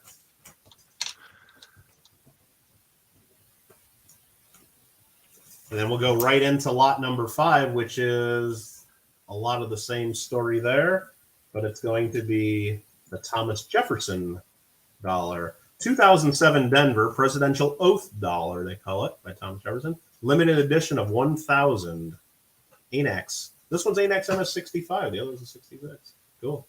What are the rules of the auction, March? If you bid on something, you're expected to pay for it. That's about it. That's about it. Kyle Preston opens this one up at $10. No buy it now. There's no buy it now here. $11 Aaron bids it. No, March. Basically, if you see something you want to buy, you outbid the other person. If you win something, you need to send me an email. And when I get that email from you saying, oh, I'm so-and-so, I won this item, I'll send you a PayPal invoice to that email address. If you wanted to pay by some other way other than PayPal, like if you want to do Venmo or Cash App or whatever else they got out there, let me know in the first email you send me, and then I wouldn't do a PayPal invoice. But if we do a PayPal invoice route, which we do for most people, as soon as I see that paid, I'll go ahead and click the ship button, and it automatically will print a label, getting it right to you. It's pretty easy. And other than that, $5 is added to all total auction invoices to cover shipping. So whether you win 1 item or 10 items. Aaron Krause gets it to 15. Galen goes to 20. And CF doesn't think it's always a YouTube lag issue, does he? Well, you might, maybe not always. Maybe not always. Again, this presidential oath encasement dollar is a Denver U.S. Mint limited offering of 1,000 coins total. Galen V is leading it at $20.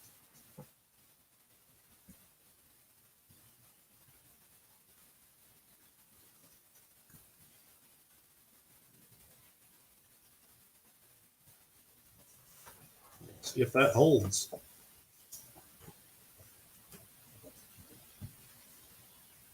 I believe it did. Lot 5 is sold. Galen V. Congratulations. This next one we got up is going to be on my screen, so I got to pull up my screen. Let's do that, and that's going to be this right here. This was a donation sent into the club by Greg Berkovitz. So we'll go ahead and show that. This is the 2009 U.S. Mint Bicentennial. Sorry, U.S. Mint Lincoln Bicentennial 1 cent proof set. 1 cent proof set. Right, yeah.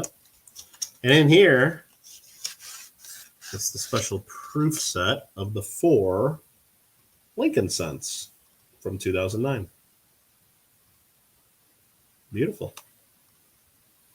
And there you go. We got bids of 5 and 5 and 2 and 6. 3 bids of 5 and 5 and 10. Kyle Preston takes us to 10. Very nice set. And it does come with a certificate of authenticity.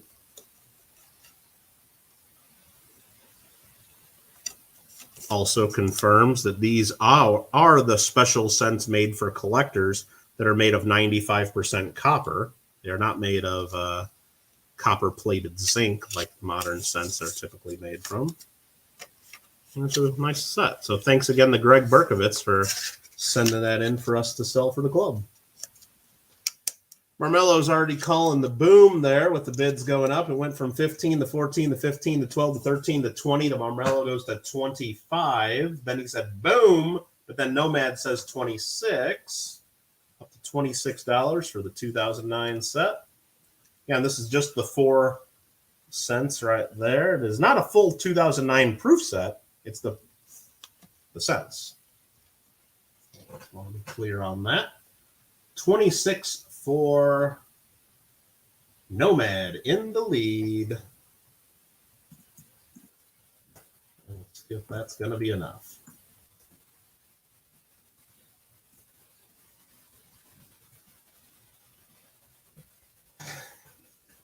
Right before I type sold, we get another bid coming in. $32.69 from Mr. Marmello. $32.69 from Mr. Marmello. I think Aaron called it. I think NCF might have called it. $32.69, Marmello in the lead. Nomad goes to 33. Nomad at 33. Oh, Nomad just rounded it up for us, Aaron. Nomad just rounded it up for us. It's good. It's good. 33. Marmello goes fine. He says it'll just go to 35. So Marmello's at 35. Oh, Alfred, I know he's struggling. He knows it's for the club, so he's holding off. But I know Gringo really wants to drop a hammer bad, like really bad. No, we don't do 1 cent increments. Once we get over, this, we got to do at least 50 cent increments. March, we really got to. Marmello's a little bit of a special case here. I guess he did bid more than a 50 cent increment, but really, let's try to keep it at whole numbers or at least 50 cent or 25 cent. But we're not going to take a bid of 35.01. We'll be here all night doing that game. So we're at $35 to Mr. Marmello. Hope you guys understand. March, sorry about that. We got to have some sort of rules, and then there's others out there that say rules are meant to be broken. So you know how that works.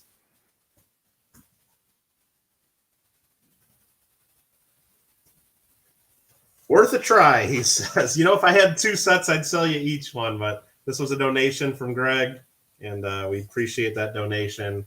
And And this is going to go $35 to Mr. Marmello. Thank you, sir. I'm going to go back to Don's screen here for lot number 7. A really off-center Lincoln cent. Is there anything else you can tell us about it, Don? It's really off-center. No hint of a date, huh? Let me look closer. Hold on. Grab a loop. I see on top of a 1 and a 9, if that helps. Well, I don't think you do. That's the problem. Is that not what I'm seeing? Okay. No, 200. Okay, then I'm not seeing that. Something. Sorry. So you can confirm that it is a copper-plated zinc? It is. You can see the Okay. streaks. Yeah, You in can see trust. that. Yeah. So, but Yes, Kyle Preston. Mr. Marmello's bids will absolutely be in U.S. dollars. We'll make sure of it. Yeah.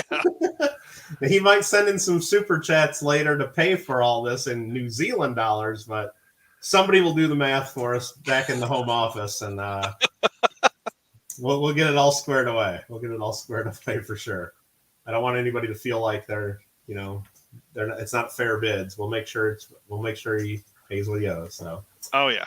But again, very cool off-center cent here. Vern went to 8. March went to 16. Josh went 10 to 20. So we got Josh Schultz at 20.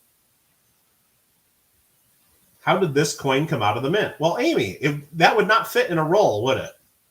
Don, would that fit in a roll of coins? Well, not a roll of cents, at least. Maybe a quarter roll, but no, It fit in a roll of quarters.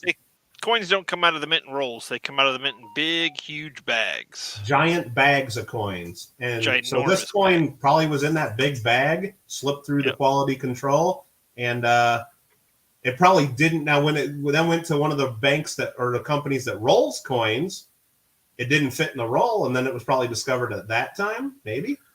Most likely. By an employee of one of those companies or by whoever went through the big bag of coins. Yep.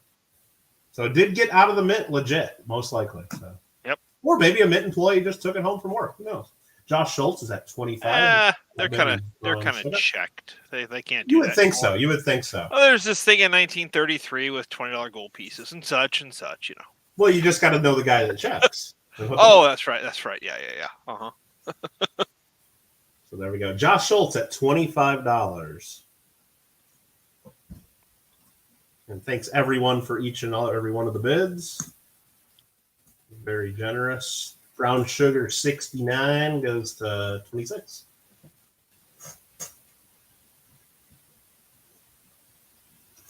Right as I started the countdown too. Give everyone a second to think about another bid. If you're a king, you can own anything. Well, maybe. And as I started counting it down again, Josh goes to 30. They won't let me sell it. But that's okay. Yeah, it's fine. That's all right. It all sports. Plenty of time. So. Plenty of time. Not trying to rush anybody, but here we go. Let's try to sell it again. I'm just kidding. We got all night. Mike, it's only I know 7:30. Mark says, I get why they would check and get in trouble for taking an aircon home, but a penny seems odd to fire. Well, you know what, March? But then again, you could strike something like this. It's not worth 1 cent. We just showed right here it's worth $30. So they're stealing $30. They're not really stealing 1 cent. And I'm sorry, March, but this is a 1 cent coin, not a penny. Well, that's true. That's true. Yeah. Just FYI, just letting you know.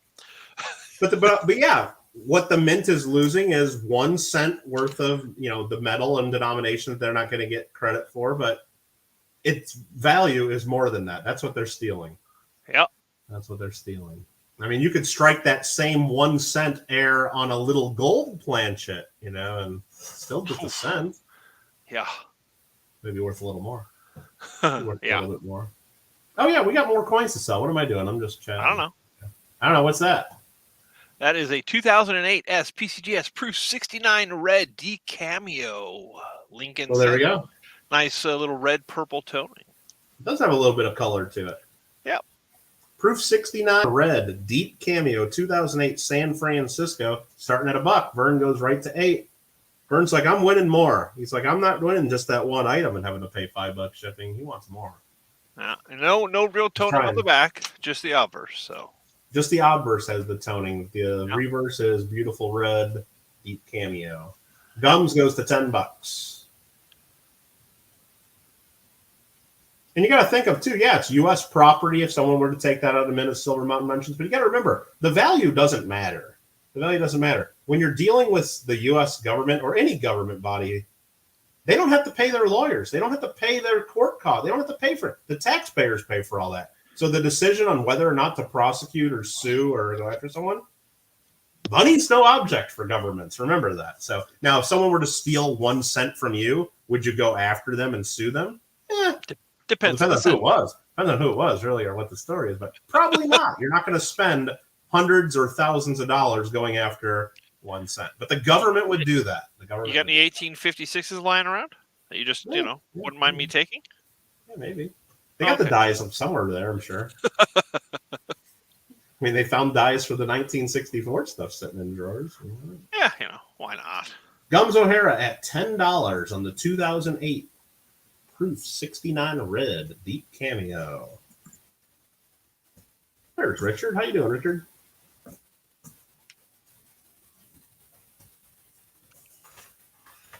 All right, I think that might go to Gums. 110600 Hara. It's not O'Hara, it's 0 Hara. Let's spell it correct. All right, perfect. What's next? Lot number 9 is a 1976 S. Oh, wrong button. Uh-oh. I just hit my Windows key. That doesn't do anything good. Why do I even have that key? Okay. Anyway, lot number 9. I hate Bill Gates, right? That's what Alfred's saying to himself right now. Lot number 9, 1976 S Bicentennial Silver Washington $quarter, graded PCGS MS 66. And this is the 40% silver clad coin. Opening bid of $1. $1. And Kyle goes to 10. Vern's at 5. Richard goes 11. Buchanan's goes to 13. Richard also wants us to mention that the Van Nuys Coin Show, February 27th from 10 till 4. So we mentioned that what other coin shows? We mentioned the CSNAs, the 28th through the 30th of January. Richard's got his show February 27th, it sounds like. But right before that is Long Beach, February 17th through 19th. So, and again, always check the NASC's website. All of them will be listed there, always. So very good, very good. NC Prospectors goes up to $15. Settle down, Alfred. Remember, everybody, this is silver. It is. Yeah. It is 20% silver. 40. 20% silver layered in 80% silver. 40% net. 40% total silver content. So there you go. Try to make that as confusing as possible. Hey, it wasn't me that did it. It was the Mint that did it. It's true. Okay. Kyle Preston goes to 20. Buchanan's goes to 21. Kyle Preston goes to 22. Goes to 22. Kyle Preston. Is it from Austria? No, it's not from Austria, mate. Sus for show. All right, 22. Kyle Preston. 22. Buchanan's goes to 23 as I started to count it down. Kyle goes to 24. It's a really nice looking one, too. I'm at 66. I mean, it is pretty high grade. Yeah. I mean, it just looks real nice. At least under your beautiful camera there. Well, yeah. 24, Kyle Preston.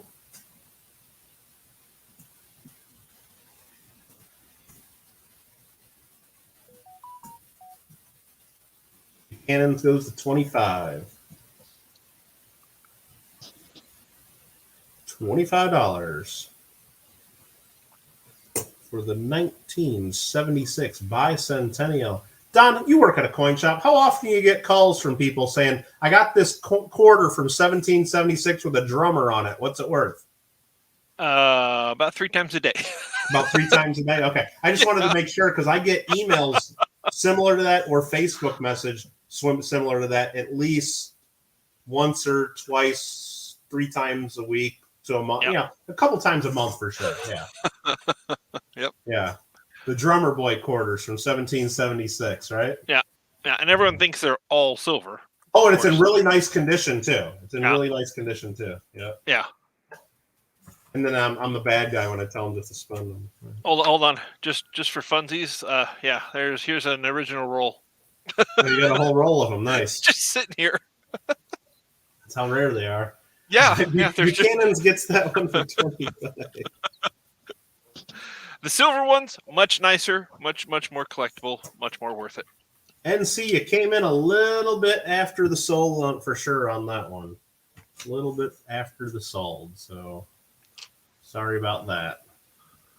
But you have a chance at lot number 10 now. Lot number 10 is an NGC certified Judea Biblical Widows Mike coin. And what does it say on there? From 135 to 37 BC. Yep. Little Pruta. And it puts the Bible verses there for you. Yeah. It's kind of an odd shape. Yeah. It's graded. It's kind of an odd shape. A lot of the ones that we had at the store were just regular round ones. Yeah. This one was kind of a sideways chunk. There's, good details on both sides. Whoops, this way. So it could probably be looked up to figure out exactly what it is. NGCs did that work for us. Well, yes, they did, but it's easier. Yeah. It's easier to figure out what the total design is supposed to look like. Sorry, a better detail of the design. Yeah. We had Vern at 10, a couple smaller bids. Buchanan's 12. David Schwager is first at $15. These sell for like $40 plus. Just an FYI on the bid board. So you sell them for $40 plus on average? Yeah, on the bid board. Uh-huh. Nice. Yeah. NCF goes to $18. I mean, heck, if you just had one of those for free outside of slab and tried to send it to NGC for grading, it would cost more than $40 to get it graded from NGC Ancients. Yes. Heck, the minimum charge for them to mail it back, I think, is $21.95. I think just for shipping. It is. Not to mention any grading fees and getting it to NGC. But exactly. We understand that people send in probably hundreds of these and get the bulk deal. But that's how we can get them for bids of 18. And Galen goes to 22. Galen goes to 20. Buchanan's then goes to 22. Schwager tried to get 22. Buchanan's was first. NCF goes to 28. 28. And Don's bidding on the bid at 25. He tried to. I like it. So. Don goes to 31. The more he's looking at it under his own camera, he's deciding he wants it. Fair enough. And Richard says you will get it back in 2023. Oh, if you send to NGC. That's probably not too far off, Richard. That's probably not too far off. I know if you sent something to PCGS right now, you're not getting no 1 month turnaround unless you're paying buku bucks, You're not getting no 2 month turnaround. Same with NGC. It's funny. Don's bidding $31. NCF goes to 35. Buchanan's got in there at 32. NCF is at 35. Silver Mountain bid 35. NCF XSTI is first at 35. NCF first at 35. Sports and Entertainment TV is here. Hello. Buchanan's goes to 38. I hope the turnaround times for grading don't get up to a whole full year, but wow. What, we've had one order just in quality check for about 3 weeks. Yeah. 3 weeks. Yeah, exactly. Just in quality check. Yeah, we're that should be like that should be like a 5-minute thing. Yeah. Okay. And you'll see coming up in about 6 lots, their quality check isn't always that great. I don't know what you're talking Buchanan's about. at 38. Silver Mountain goes to 40. And Marmello says it's rigged, Don. Don bidding on it. That's not rigged. It's not rigged. I can buy anything. Everything's owned by the club, and if I wanted to bid on stuff, I could. I usually don't because I don't want to compete. I normally I don't want Marbello crying rig, but that's picky. Fine. I'm very picky. Richard sent regular service submission in at PCGS, dropped it off at the September Long Beach, and still hasn't gotten it back yet. Yep. I believe it. I believe it, Richard. They sent an email to everybody today. Did you see that, Richard? Just saying that they realize they have long delays, but then they're just saying they're trying to hire more employees and China virus this and yada, yada, yada. Buchanan's at 42. Buchanan's is at 42. No, Gringo, that's not even the giant submission that we're waiting for. The giant submission, no, that might be 2023. Yeah, no, that's a tiny little submission of 27 coins. It's itty bitty. Yeah. Exactly. That thing's going to be in quality check for a year by itself. I don't know. There were some cool coins in there. Maybe something got caught up there and they're trying to figure it out. Who knows? Now they just realized they were all undergraded and needed to change them higher. Oh, hey, you know what? If depending on the grades, that's what isn't that right though? If we get back like some amazing grades or a huge gift from the grading company, like 2 points higher than we thought on something, then we don't care how long it took. We'll forgive all. We'll forgive all. It won't even. It won't even like. Yeah, maybe it's off the coast of Long Beach in the harbor right now. Right? They're talking about the empty ones waiting to come in. Maybe they're out. Oh yeah, the empty. Yeah, they can't slab them yet. They need plastic from China. It's on a container ship right now. Still waiting for that third part of the submission video. You mean no? Like they're still waiting for yours, Don. They're all up Buchanan's there. wins that at $42. 42. I put all like 500 coins are up there. He said they're all up there. 4 videos. I think there was one video that was not done. Then Maybe you forgot to hit broadcast and you just did the video for yourself. Oh, that would really suck. Richard says they got rid of the graders. Their budget was $4.75 million down to 1. I don't know anything about that. I know when they went private, they're doing a lot of different stuff, Richard. And I know there are some concerns with the workers there and people not wanting to get together and work because of things going on. But they do need to hire some more folks. That's right. They need to hire some customer service people that have their damn phone right on them too. Anyway, can we go to lot number 11? 1993 Mexico Silver Libertad. Look at that. The Mexican Silver Libertad. And I can't read that because of the glare, but there's the coin. Plata Pura. That means Plata Pura. And means silver. First minted in 1982, the Libertad became the world's first modern bullion coin. I don't know if I believe that. Do you even believe that? The first modern bullion coin? I believe the Cougaran started in 1969. So 67, I believe. Was okay, 67. Gold. So there, yeah. And then weren't Canadian Maple Leafs even before 1982? Or did they have those? No. I think those were before Silver Eagle, though, weren't they? No? What? Maple? It was no. They're after, I think. Are they? I don't know. But no. I don't know. I think that's generous saying that's the first modern bullion coin. Trying to think. I mean, we're 86. I mean, you could even say the U.S. those art medals from the 80s, the gold medals, those were bullion, but they weren't coins. I mean, yeah. I don't know. Whatever. It's a nice Libertad, gem uncirculated, beautiful. What year is it? 1993. 1993. Kind of a little bit better year. Yep. Libertads are like Hansel. So hot right now. So hot right now. All right, NCF, a lot of bids come in. NCF, I see at 40 as the high bid. NCF is at 40. Kyle Preston wants to know if KGG is streaming later. Maybe. David Schreier says if you're a skilled grader, please apply to NGC or PCGS. They need you. Well, they could raise their pay a little bit, and they'd probably get more graders. All right, I'm going to interrupt. I went to my my studio. I see part 1, 2, 3, and 4. So they're all there. Yes, sir. Steve Sussman bids $40.50. We'll take it. We'll take that. $40.50. Steve Sussman.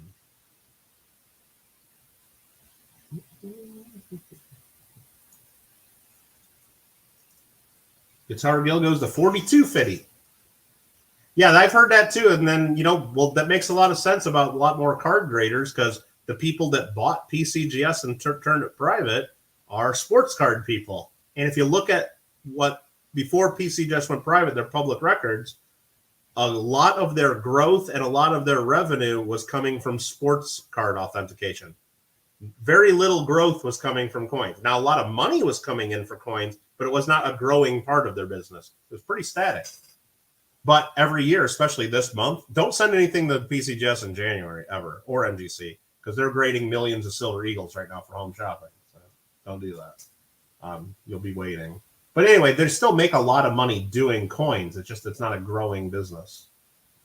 Not a hugely growing. It goes a little bit, but Aaron Krause at 45. Aaron Krause at 45.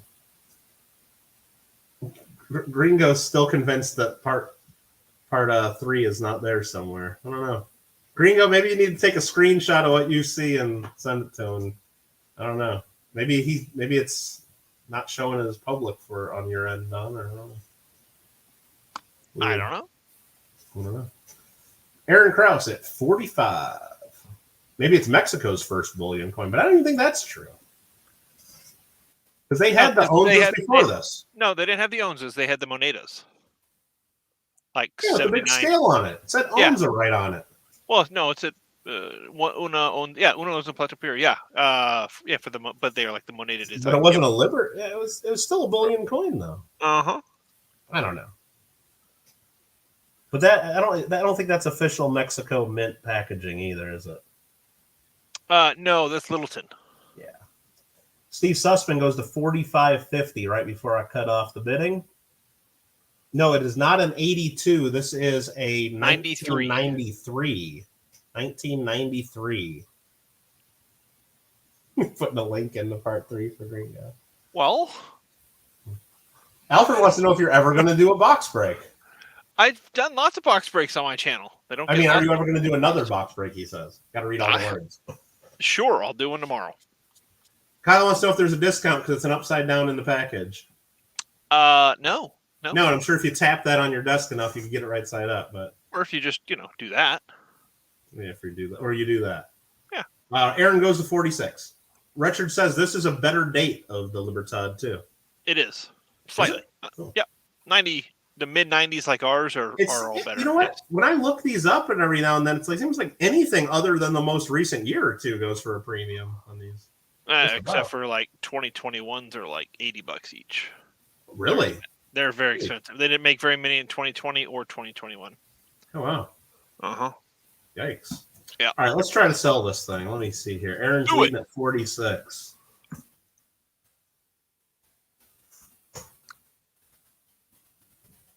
Get any other bids in as I type all that? They minted 1 million of them, though. Is that for the 2021, Steve? I think Aaron's going to get this one here. Yep, looks like it. Beautiful. Speaking of beautiful, lot number 12, the polar bear coin. Those are really cool. Oh, you got one of those right there. Nice. I know. 1.5 ounces.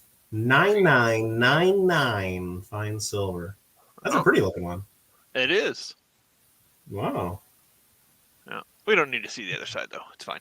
No, we better show it real quick before you start bidding like crazy. It's got milk spots? No, it's just her. Oh, okay. Oh, okay. I thought you were gonna. I thought it was gonna be milk spots like most of them are. No, it's beautiful. Good. So I was like, that's what I was saying. You better flip it over real quick before people start bidding like crazy. But no, it's just got the queen. Flip it over again. Is that $8 denomination?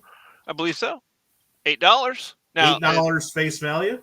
Yeah, the scratches are on the capsule, not the coin. Scratched up holder comes for free. Yes. Scratched up capsule is free. Where's the Coca-Cola logo on it? It says NCFXST. No Coke.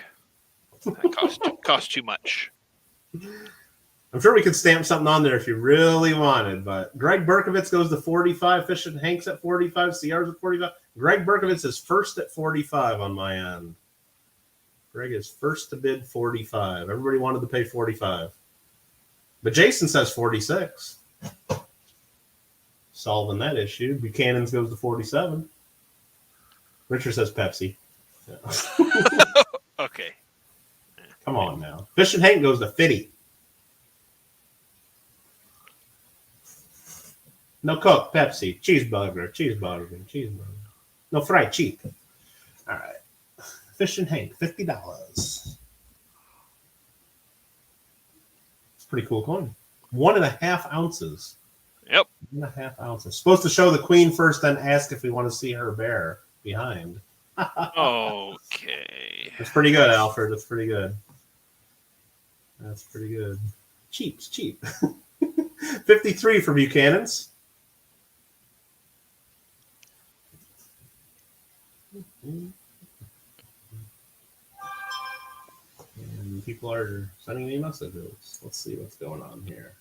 Oh, no, that's PayPal. Yeah, someone's paying PayPal already. Well, how are they doing that when I didn't even send invoices and the auction's on the way? I don't know. But that's cool. Amazing. 183 likes. How does that happen? 185 likes. That's crazy. Awesome. Good thing we don't do giveaways based on the like count. Or I'd be into even the big mill territory of having to do giveaways and whatever numbers he used to do. Buchanan's at 53. Fish and Hank goes 55. 55. Fish and Hank at 55. People retracting messages. People getting deleted. Buchanan's is out. Hank wants this one, and I think he might get it too. Let's see.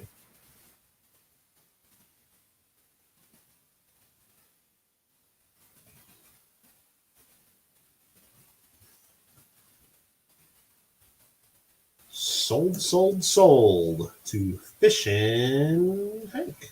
Beautiful. Thanks, Hank. And thanks to all the bidders, really. Next up is lot number 13. Who likes silver Kennedys? Who likes silver Kennedys? Who likes perfect silver Kennedys? Who likes proof silver Kennedys? Who likes proof perfect silver Kennedys that are first striking from the 50th anniversary set? Well, if you like all that, there you go. 2014 Philadelphia proof. If you don't, this one's San not Francisco for you. proof. If you don't buy it. Yeah. Vern LaPointe goes 15. Greg Berkovitz goes 25. Kyle Preston jumps it to 70. CR at 50, but Kyle Preston goes to 70. This is the Proof 70 Deep Cameo Silver from the 50th anniversary set.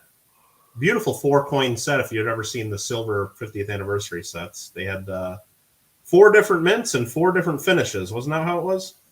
I believe so. And this was the Philadelphia Proof. I think they still had a 2014 S Silver Proof from the regular silver proofs as well.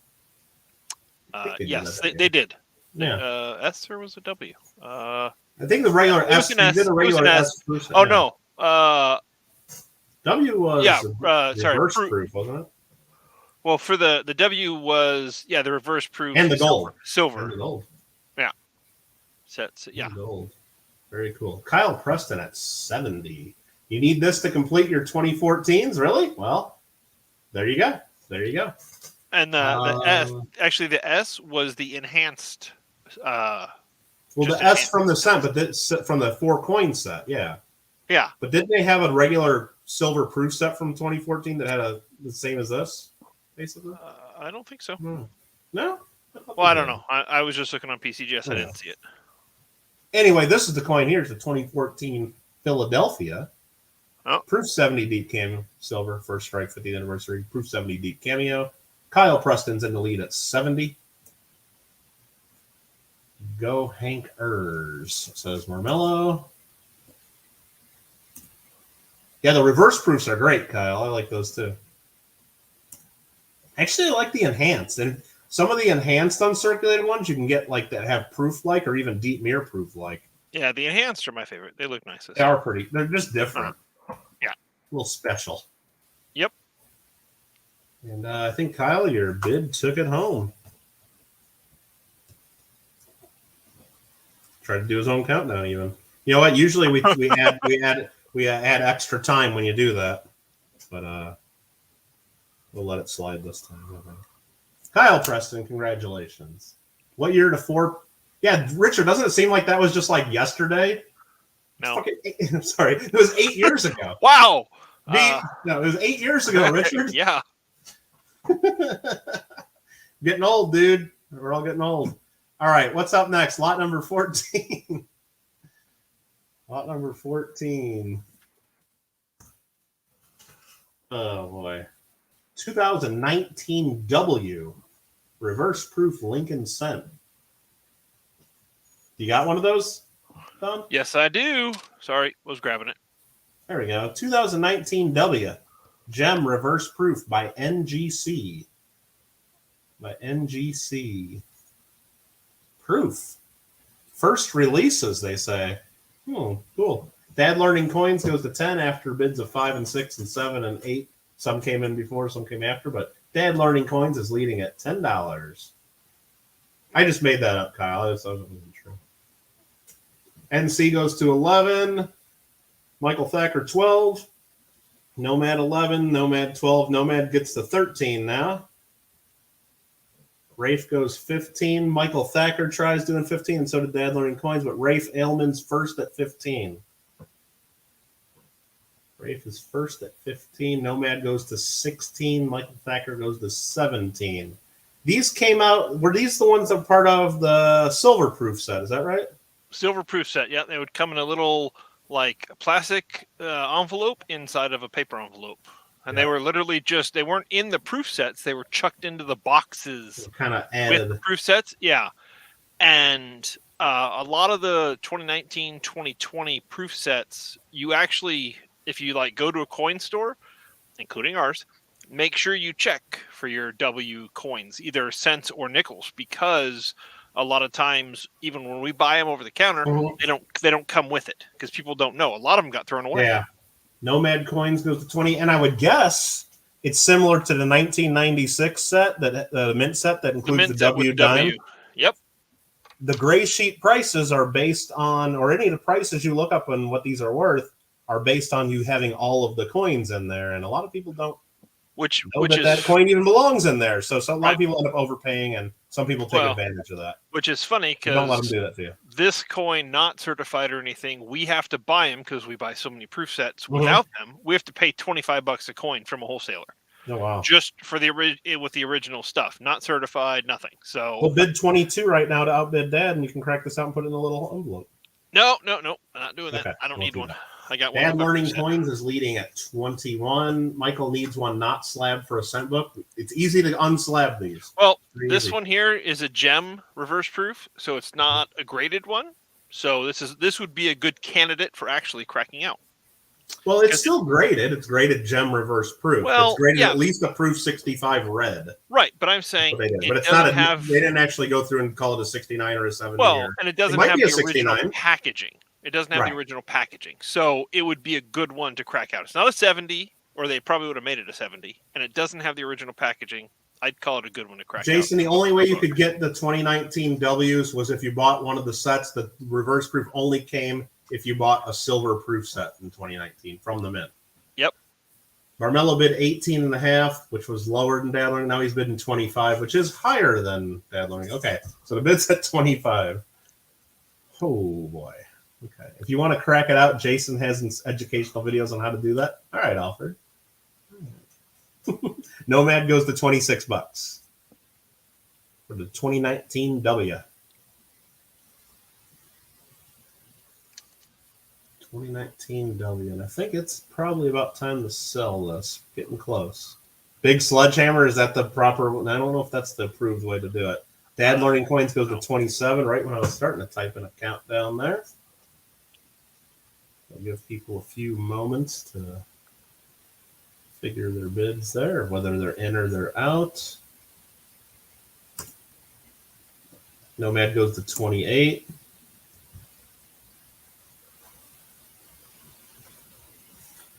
I think I might play a little bit of games after this. I don't know. Maybe a little bit. I don't know what I'm going to play. I'll play something. I don't know. Figure it out. Nomad at 28. Nomad at 28. looks like 187 likes. Nice. I love that. Yep. Bad Learning Coin says out. Thank you for letting us know. Appreciate that. I think Nomad is going to be a winner. Thank you very much. Next up, I need to switch to my screen, don't I, Don? Yes, sir. For another donation from Mr. Greg Markovitz. Greg Markovitz. Don't be putting that under there just yet. Oh, okay. All right. There we go. Now you can. Mr. Marmello, you're late. Mr. Marmello, you're late.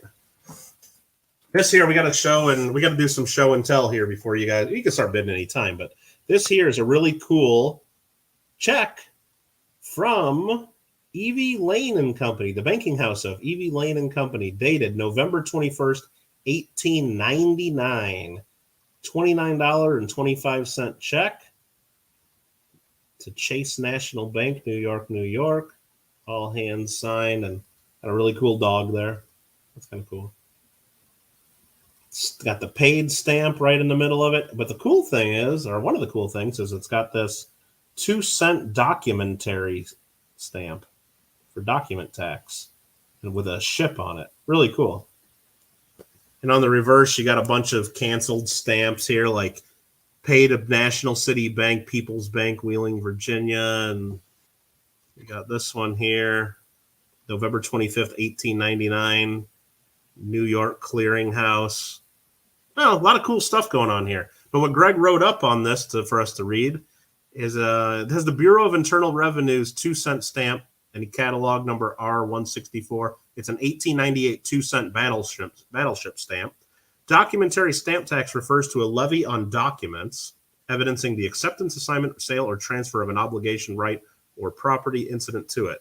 It is usually collected at the time of registration of the document with the recording authority. Documents subject to the tax included deeds, bonds, notes, and written obligations to pay money and mortgages, liens, and other evidences of indebtedness. So really cool history here. And just a nice example, too. Really cool. So there you go. $29.25, over 100. November 21st, 1899. You got the 2-cent documents tax stamp. Awesome. And thanks again, Greg Berkovitz, for sending that in as a donation to the club. You can get that sent. What would you get for $1, right? Let's see. Vern bid 5, Fish and Hank bid 20. And then Marmello's now bidding 25.5. Marmello wants me to go start some Civ. You don't want. I got Civilization 6, Marmello. I do have Civ 4, but I got Civ 5 too. But I'd have to go install those. Those are old games. But not going to happen tonight. I'll tell you that. Marmello is at $25.50 on the old check. Any other interest?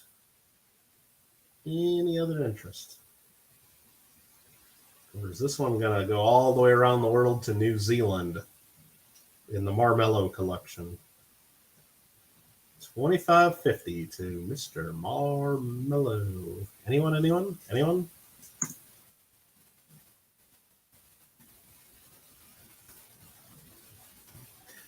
Someday, Alfred, someday.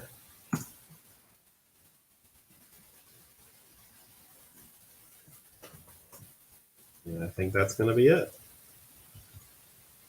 Sold to Mr. Marmello. A check from $18.99. Don't try to... Now, Marmello, when you get this, don't try cashing this. It's already been paid, okay? It's already been paid. Just letting you know. No cash in the check.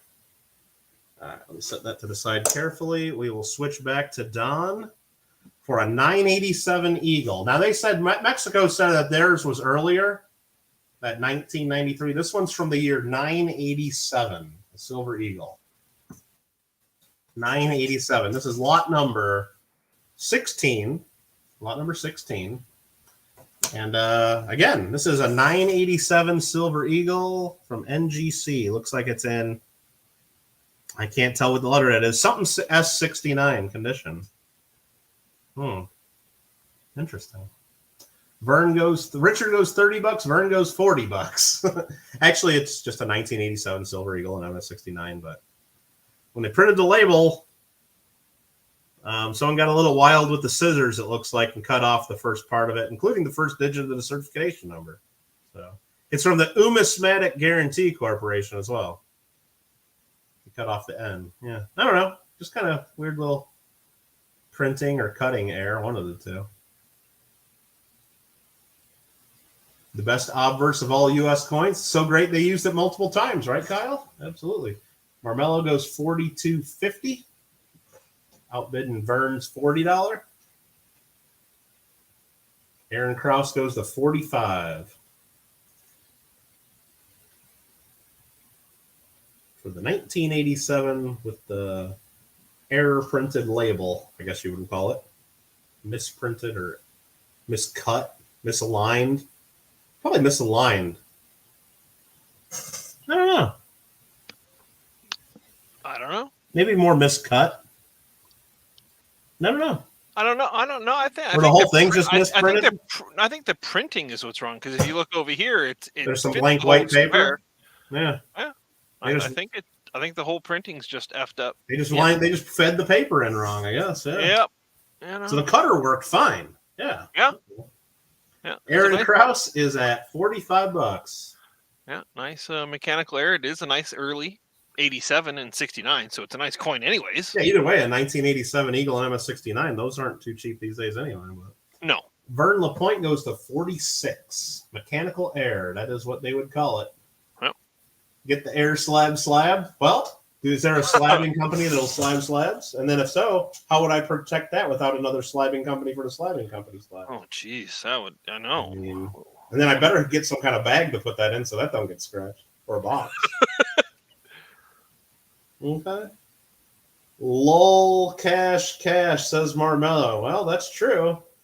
$46, Vern LaPointe. It's a clipped label. Yeah. Clipped planchet. Dad Learning Coins goes $47. The coin itself looks perfect. Yeah, the coin is beautiful. Yeah.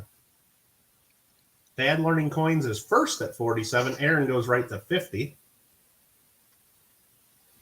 Once you get the slab, better get it stickered too. Well, yeah. I mean, because why trust the opinion of the grading company and the multiple graders look at your stuff when you can send it somewhere else and get a sticker on it, right? Exactly. Aaron Krause at $50.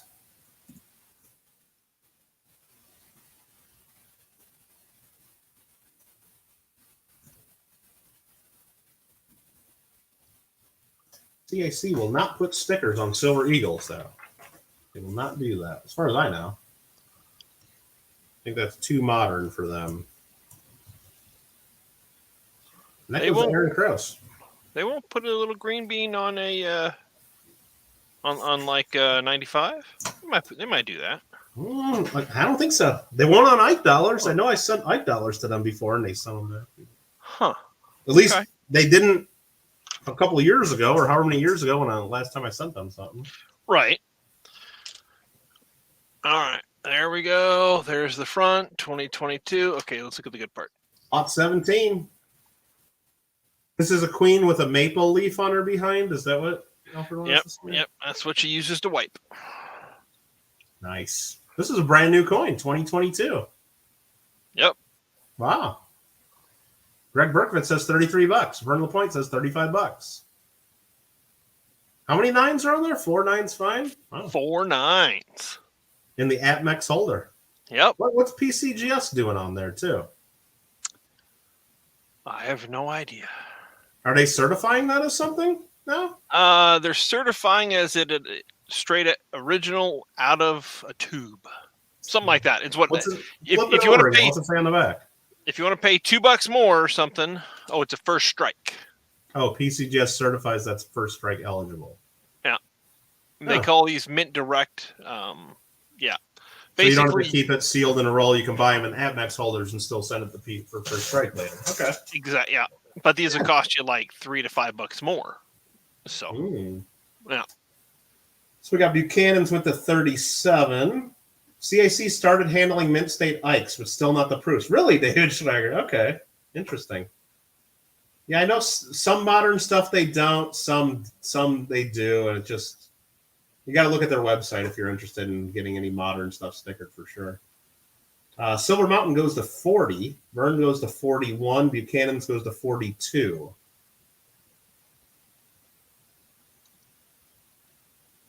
Buchanan's goes to 42. I'm not sure it works that way, Richard. I'm not sure it works that way.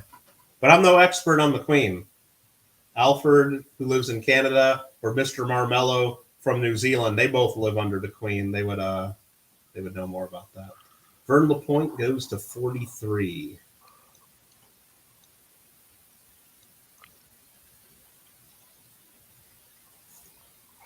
Vern LaPointe at 43 for the 2022 Silver Maple Leaf from Canada.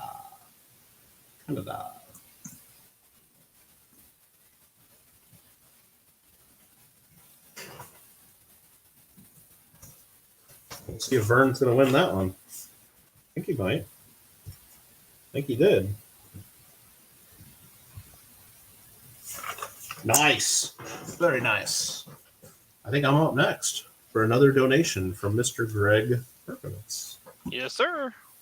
Let me go ahead and pop the. This is a really nice one, too. I might have to bid on this, maybe. I don't know. We'll see. This here is a 1923 silver certificate. And let's read a little bit about this. Okay. FR 237 is the catalog number. 1923 $1 silver certificate. He says it's in VF condition. Last large size $1 silver certificates produced. The 1923 Series 3 different signature combinations are Spielman White, Woods White, and Woods Tate. This one is the Spielman White, he says. Let's double check that. True. And he shows the different scarcities of those. VF, very fine condition. He's estimating it as a VF 35. And the FR refers to the Friedberg catalog number from the book Paper Money of the United States, considered the Red Book of Currency Collection. So if you're interested in getting one book on U.S. currency, that's probably the book to start with, if it's considered the Red Book of Currency Collecting. But let's take a look at this note. Take it out very carefully. Very nice condition. Look at this. And I don't know, Greg, if you're still watching and paying attention, would this be considered an error note? Look at the last digits. The 7 and the D are just slightly raised. The 7 very slightly, but the D is definitely raised up above the 7. That's actually common. Is that common? Yeah, that wouldn't be an error. I don't know.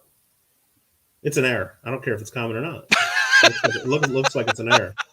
Yeah, you're right. It's not supposed to be like that. So, yeah. But if it's common, then it probably doesn't add too much value, is what you're saying. Right. If any. Yeah. Right. There's the reverse. Looks like a little bit. I don't know if they call this a funny back, but it looks funny to me. But it's not. I wouldn't call it a funny back. It's large size. Right.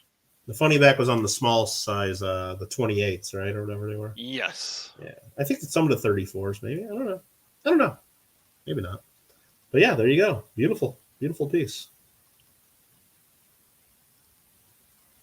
Sometimes called a gas pump error. Is that what it's called? Okay. Yeah, I get it. Now, most of the younger folks here probably don't get it because gas pumps don't do that anymore. It's all digital. But back in the 1900s, gas pumps used to have dials on them. Yeah, way back in the 1900s. I'm sure there's some videos on YouTube you guys could watch. Figure that out. There you go. Beautiful piece. And you get the little write-up there, too. And again, thank you very much, Greg Berkowitz, for that donation to the club. Awesome, awesome donation. Let's see. We had bids. Gringo started us out at $50, and then Hank went 55. Vern went 55.5. Gringo went to 60, and Hank went to 61. Gringo came back at 63. Gringo OG 22 is at $63. 63 to Gringo, OG 22, 64 to Buchanan, 65 Aaron, 66 Gringo,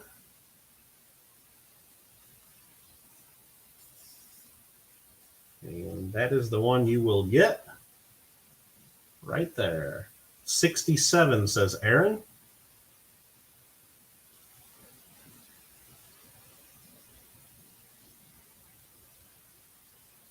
Nice large size, and just so you guys know the difference, that's how big a regular note is. There's a 20. I just said, oh, that's a star note. Check that out. Yeah. That might be seen in an upcoming Michael Kittle Rare Coins video. Just FYI. I just shot a $20 note, what was it, currency search, and pulled that out as one of the finds. Spoiler alert. All right. Green goes up to $70. Aaron goes to 75.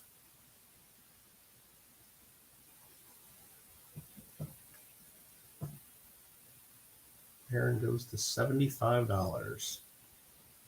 Thanks again, everybody, for all your bids. Much appreciated. Thanks everybody just for being here watching too, for supporting the club. It's fun. 193 likes. That's pretty good. That's pretty good. Aaron Krause at 75 is wanting me to count this thing down probably 10 seconds ago. But Bingo comes in at 76, right in the middle of the countdown. Probably he typed it in before I counted it down. That's how the internet works. Aaron goes to 77. Only got 2 items left after this. We got a 2-ounce silver koala coming up and a 2020 W Eagle. We got Gringo saying out. Now remember, I'll just go over this one time because some of you aren't familiar with all the rules for bidding. Gringo says out. We could just say Aaron Krause wins it. We could say that, but we will still do the countdown and type sold because Gringo saying out is not binding. Gringo saying it's yours, buddy, is not binding in any way. He could just be setting up Aaron. He could be a jerk and come right back at 78 if he chose to. He doesn't have to do that. He could really be out, but just giving everybody the lay of the land here. Now, some auctions and some auction companies will say, once you say you're out, you can't jump back in. That is not the rule here.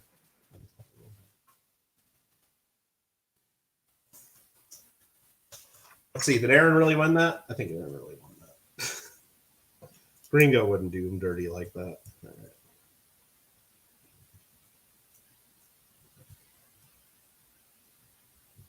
Aaron Krause, $77. Very nice note. And again, thanks to Greg for donating that to the club.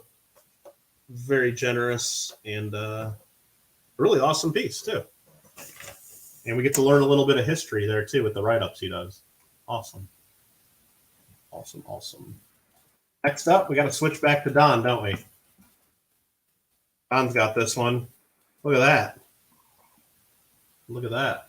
That is a 2018 2-ounce silver koala. Is that correct? That is correct. That's not a 2 koala? Because I see 2 koalas on there. Well, that's true. There's that side. Very nice. Very What's nice. the denomination on that? $2? $2. Okay. Yep. Their 1 ounce is $1. That's $2. Has a little toning on the bottom. The touch of toning along the rim there. Yeah. Little pink, little gold. Got Vern at 50. Aaron goes to 60. Aaron's first at 60. Buchanan's goes 65. Vern LaPointe tried 65, but Buchanan's is first at 65. Aaron goes to 70. CR 66. There's a prior 70. Silver Mountain. There's a 70 before you, Silver Mountain. It's Aaron Krause at 70. Steve tried to get in, but Aaron is still leading at 70. Vern LaPointe goes 71. Vern LaPointe, 71. Good thing it's Mr. Marshall's tea time right now. Well, yeah, maybe. This one might be one that he would go for, huh? Well, good for everybody else, maybe. Buchanan, 74. Yeah, I know when you go to, I mean, that's just a cool design, but when you get to the larger size, the mintages go way down on these. A lot harder to find. Aaron Krause goes to 75. Luckily, one of our club members happens to work at a coin shop and is able to scoop things like this up when they come in. That is crazy. Good luck. Yeah, isn't that cool? Yeah. Aaron Krause at $75. Is that going to take it? I don't know. We'll find out in a minute.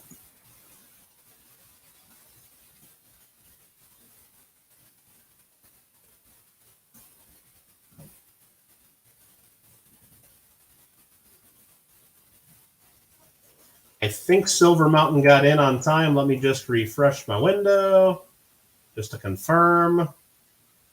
Yes, he did. It was 3-2, and Silver Mountain did 76. Then I typed 1. Then I typed sold. So the bid goes on. I'll retract my comment of where I typed sold. I think you guys all saw that and don't need to show any of that. Aaron Krause is now leading at 77.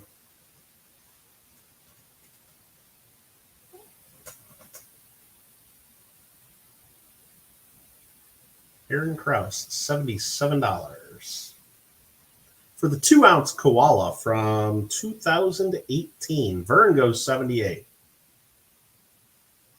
The koala and the baby koala.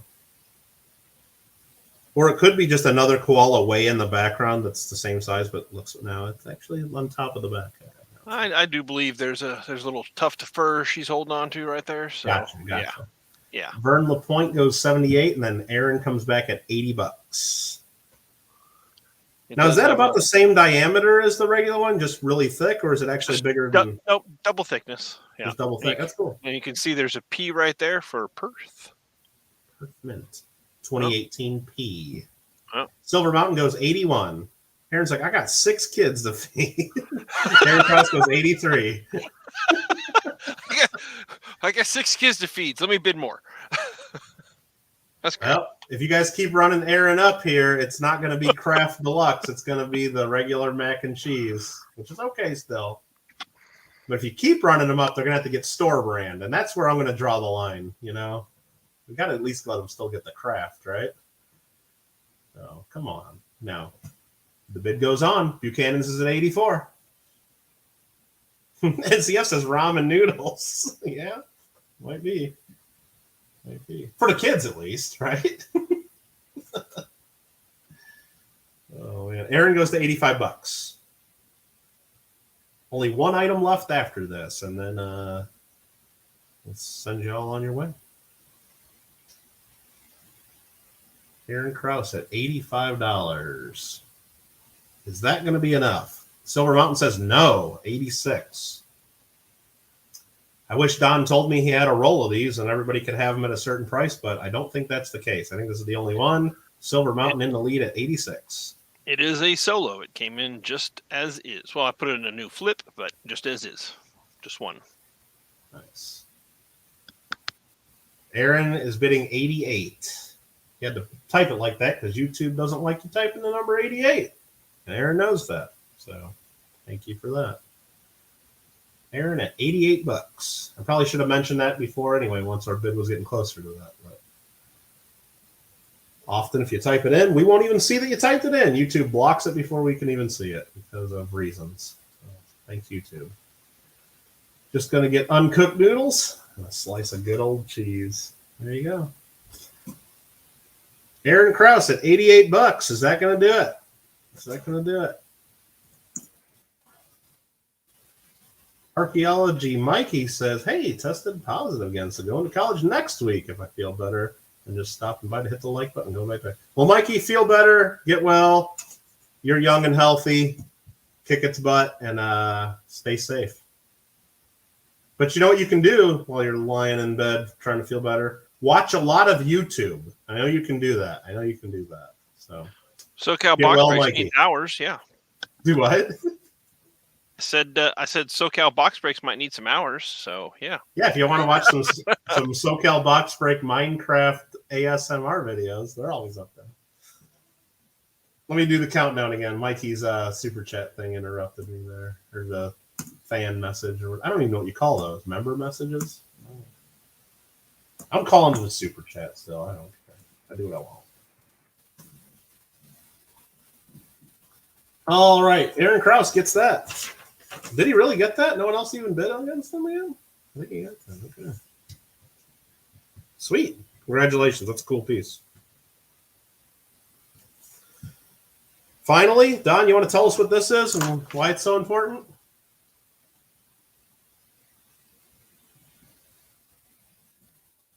Hey, Nubs is here. How you doing, Nubs? Don, are you there? All right, let me start over now that I'm an idiot and was talking that whole time muted. This is an AACGS 2020. Well, you had practice. You had practice.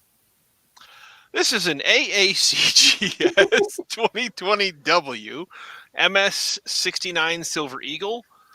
If you look on the back, there is no W. This is what they consider the emergency release. Not 100% sure what the emergency was, other than slabbing companies wanted to make extra money. So just to be clear, on the coin itself, it just says 2020. 2020. No mint marks. No mint marks. But AACGS, which is the American Alliance Coin Grading Service. Well, of course. I mean, I just want to make sure everybody knew that. Right. That's who they are. They're certifying that this was probably sent in as a whole box of coins, a monster box that was strapped with West Point like seals around it. So they can certify that these coins really came from West Point. Correct. If you think that, I'm not saying it's important. Don's not saying it's important. If you think that's important, you can look up the history of these. Some of them are called emergency releases, emergency issues. That's what it is. But the coin itself is a 2020 Silver Eagle.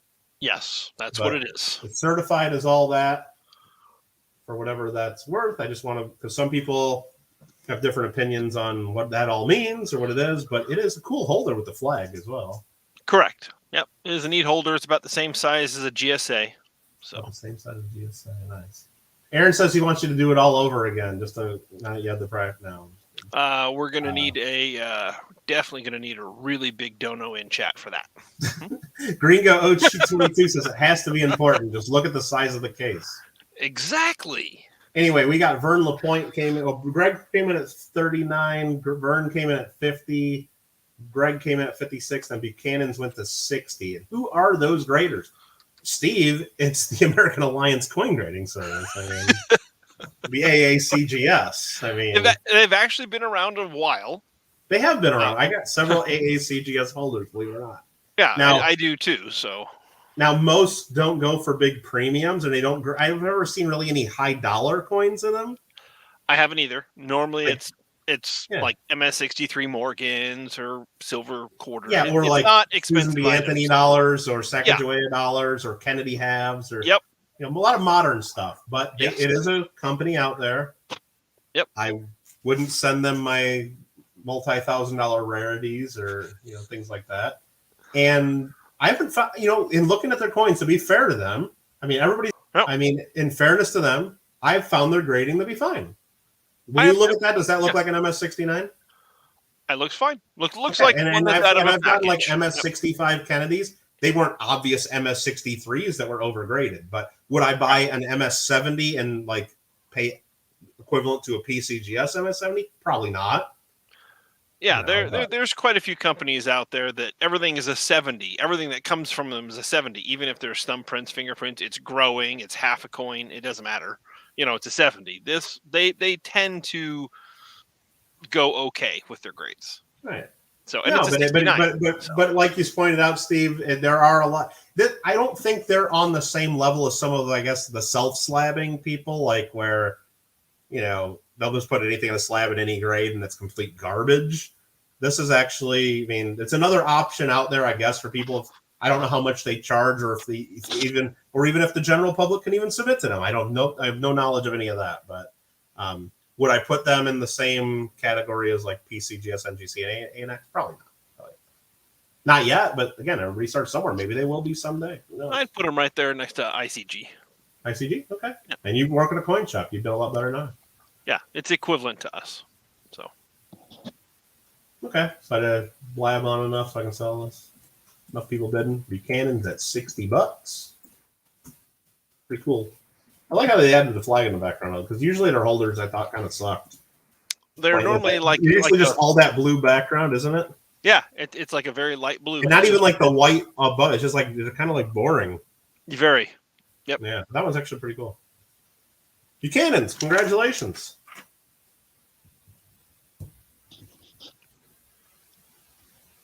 That's it. I think that's it.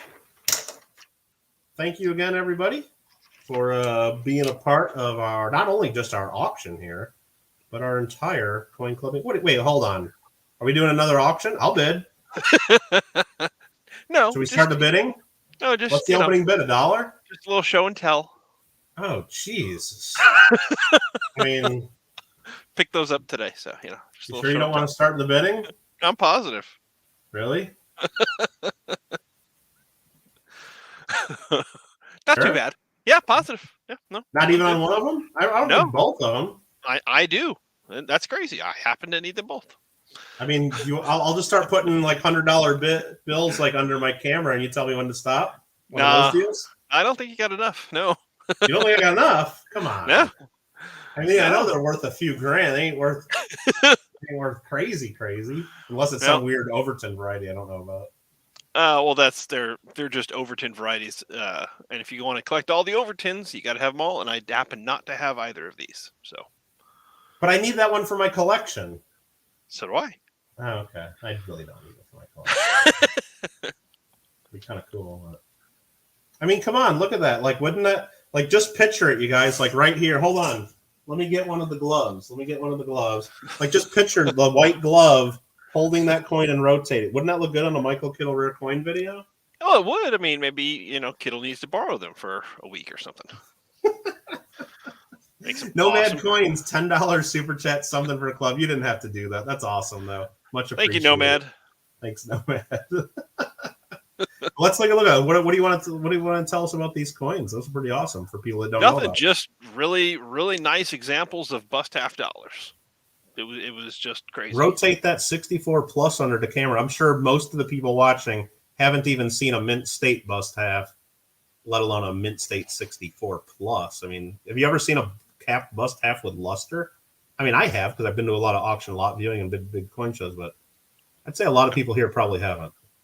That one's really nice. It is really nice. You're making me want it more. You can't have it. Don't tell me what I can't have, Don. We'll talk. We'll talk. All right. You know what? I will trade you this one. 1836 I don't want that one. MS63. No. You give me one that's the same thing. I just need the one with the reeded edge, not the lettered edge. So we'll just trade. Oh, a reeded edge? No, I don't know about that. I just need the reeded edge. Of the 1836? Yeah, in 63. Oh, I could get you like a good 4 maybe, and I don't have one of those either. So. I mean, even those reeded edge 1836. Okay, we got to stop talking. Marmelo's bidding 555.88. Not enough, Marmelo. Not even close. You need another. You move the decimal point a little bit. Decimal, and you're getting there. Yeah. Kyle wants to know if those are the end of stream giveaways. No. Yeah, probably not. Dan Wade has an ungraded 1838 that's beautiful. Yeah, I like all the reeded edge ones, but the 1836 reeded edge is a big coin. Big yeah, coin. That's a big boy coin. All right, Don. Well, thanks for showing us that, I guess. Thanks. No problem. I already showed my show and tell. All right. Anyway, I think that's going to wrap it up, everybody. Let's see. Next month, we do have another speaker already booked for the Glendale Coin Club. So thanks to Walt Ostromecki for putting that together. The next meeting will be held, once again, like always, on the second Friday of the month, which will be Friday, February 11th, the week before the Long Beach show. Okay, so no conflicts there. That's nice. And we hope to see many of you there. And thanks again for being here, part of this Glendale Coin Club meeting. Thanks, Don, for all your help. And again, thanks again to Garrett Burke for the presentation. That was a great presentation. Richard says 2K for the pair. He can keep dreaming. 2K won't even get you the first one. I know that. No. I don't even think you'd sell it for 3 or 4. All right. Thanks again, everybody. Are we all going to the Money Show in Colorado? I'm not planning on it. I don't know when that is, Amy. I think I said I have to look it up, but I don't know when that is. But me and Don usually only go to the shows that are in Southern California. I might go to the ANA show in Chicago this August, though. Not sure yet. I'm thinking about it. It's in Chicago.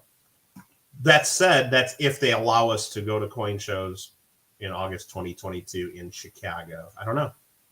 We'll have to keep following the news. Anyway. Thanks again, everybody. Don, anything else? Nope. Thank you all. You all have a great evening. I agree. Good evening, everybody. Thanks for watching.